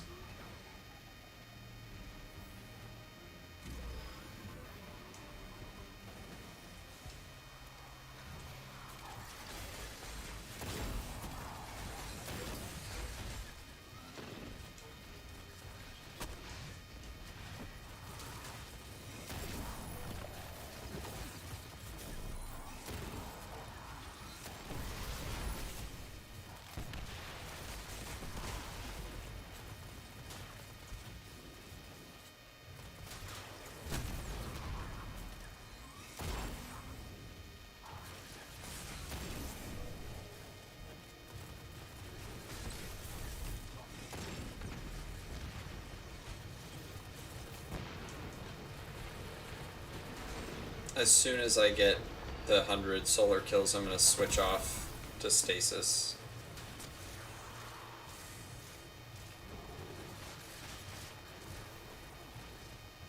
I'm not even going to play out a whole strike, I'll just switch mid-strike.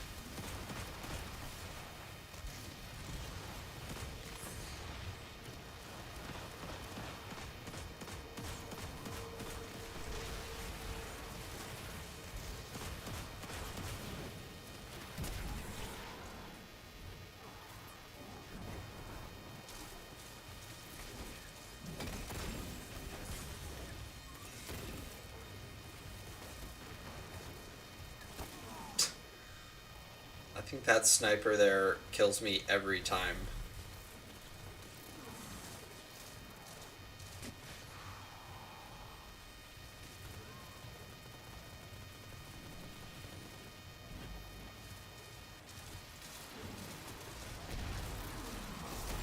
Oh, I guess I'll mention it now for those of you that are interested. Tomorrow night. Uh, so, tomorrow night, my friend and I are starting up season 4 of our football podcast called The Practice Squad, and that part of my YouTube channel much predates my streaming, which I only started about 5 weeks ago. We've been covering the NFL for the last 3 years. This is going to be our 4th year, and we typically start our season of episodes the Monday or Tuesday before the regular season starts, and then we go all the way through the Super Bowl, and our final episode for each season is typically the Monday or Tuesday right after the Super Bowl. So this year our schedule is Tuesday, so we're going to be doing our show from 8 to 9 on Tuesday nights every week. The baseline is every week. Every once in a while we have to miss an episode due to whatever life stuff comes up, but we are going to be starting our first episode, or doing our first episode live tomorrow night. We do stream live on YouTube only. I don't stream on Twitch, or at least not right now. We may introduce that functionality at some point partway through the season, but for now it's just set up to be on YouTube. So come join us. We talk about all the goings on in the NFL. We talk about specific games that we watched that week. We'll have a game that we cover that was pre-selected the week before. We'll predict winners of the previous games, or the next week's games, rather. Not the previous games, that would be boring. We talk about news. We do a kind of a unique segment where we write down just ridiculous quotes from the week of just ridiculous things that commentators say in games. We pick our favorite 2 or 3 quotes and then we read them off on air. And we have a couple of other surprises. So if you guys want to come hop on by tomorrow night at 8 o'clock Pacific, 8 p.m. Pacific time, we'll be starting our first episode of season 4.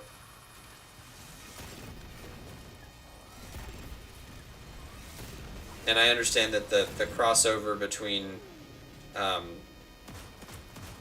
gaming and football isn't 1-to-1. There's going to be plenty of you guys that are going to want to watch this channel for the games and won't care at all about football, and that's fine. But just in the case that any of you are interested, that is going to be starting up tomorrow night.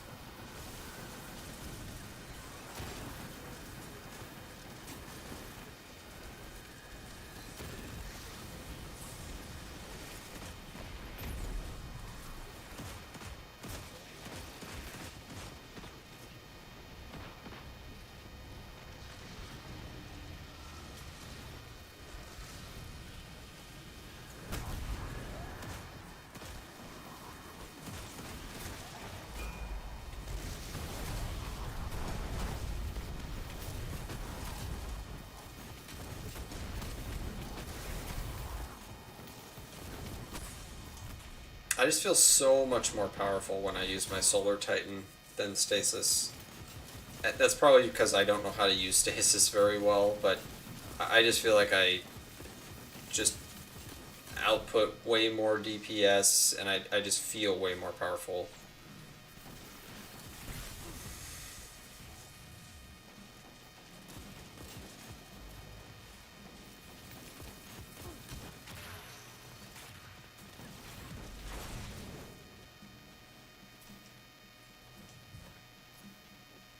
Oh, one of these isn't lower the whole way.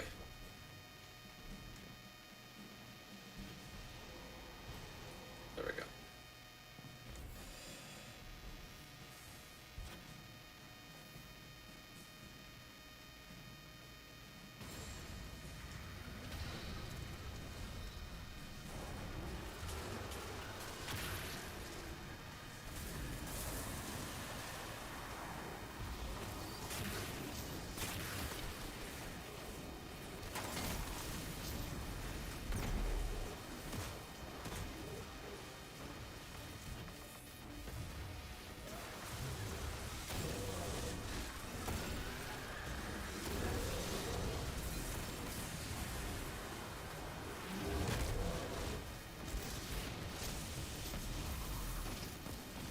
Took one for the team there.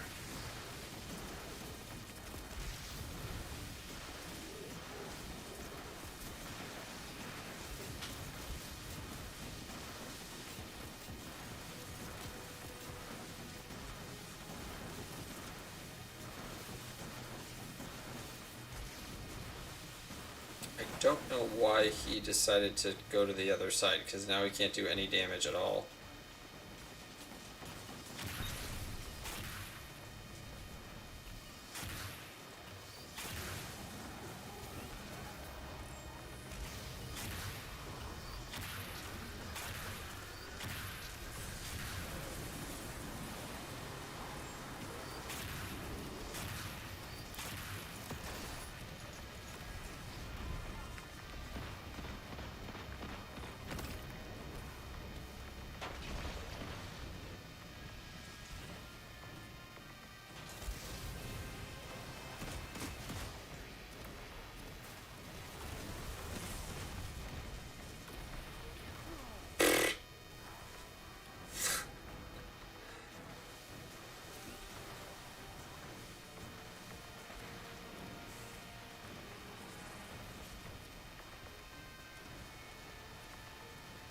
I guess the bright side to that is that he can't die. So if the two of us in here go down, there's no way we can lose and have to start over.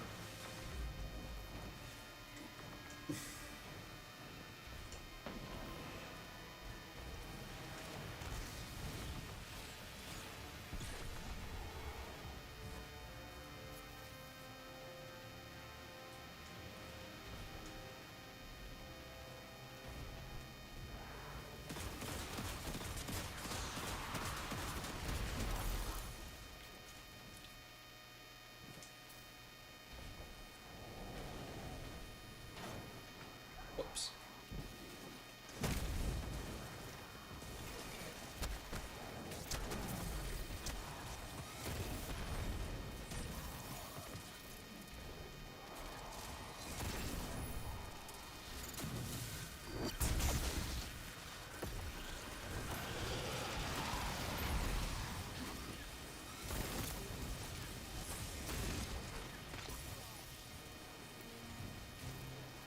Don't know what I was doing there.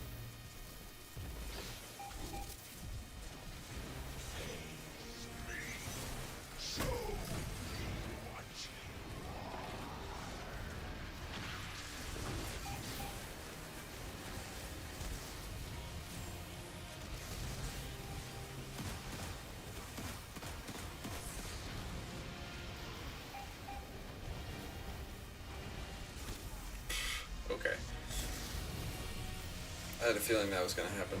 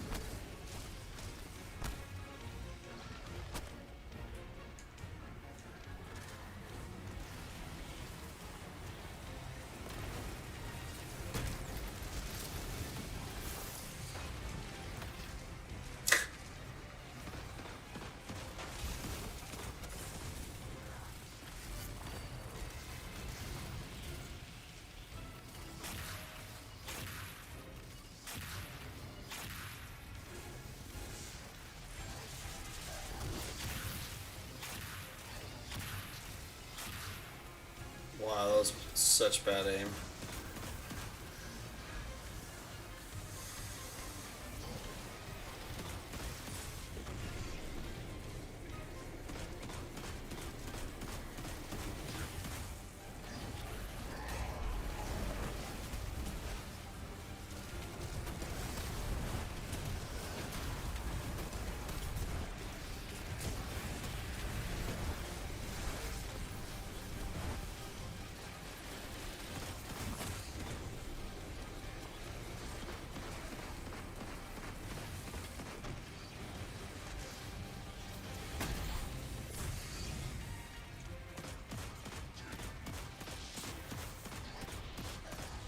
Let's get him, guys. Come on.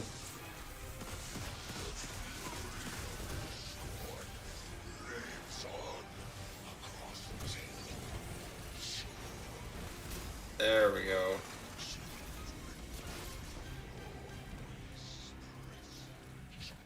Nice. Look, that took a long time, but at least we didn't fail like we did before. Ooh, Sleeper Simulant Catalyst.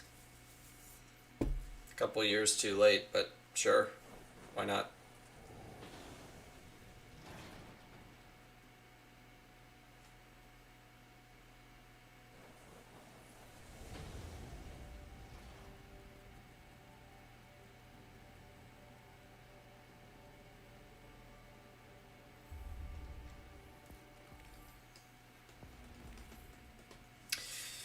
All right, guys. I think that's pretty much going to do it for tonight.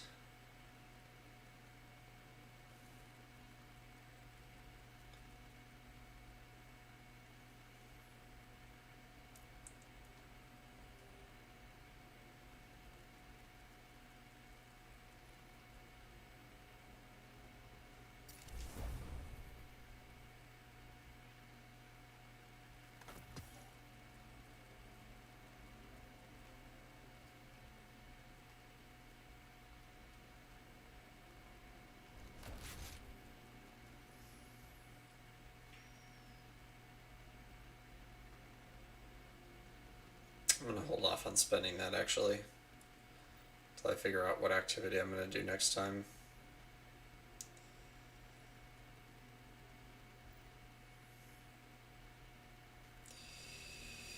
All right. Well, thanks so much for coming out tonight, guys. Really appreciate it. Really appreciate the support. If you would like to continue your support, please like, share, subscribe on YouTube, follow on Twitch, subscribe on Twitch, whatever you feel you want to do.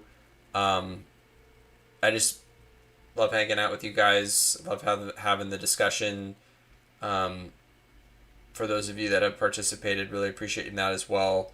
And still building this channel. It's still a pretty young channel, and there's lots of room for improvement, lots of room for growth. So I'm just really appreciate everybody that comes, that's joined us kind of for this early phase of building and trying to create a strong foundation for the future. So tomorrow I will be on. I'm going to try to be on. Tomorrow might end up being a little bit closer to 10 o'clock because I do have the podcast from 8 to 9, and then I may need to do a couple things before I get on the stream. So tomorrow night may be a little bit more like 10 o'clock, but I'm hoping to have Wednesday and Thursday be closer to 9:30. We will be doing discussion topics every night this week, just like we have done every night since this channel started a few weeks ago. So yeah, just really appreciate you guys coming out. I hope you guys have a wonderful day tomorrow, and I will see you tomorrow night. God bless and take care.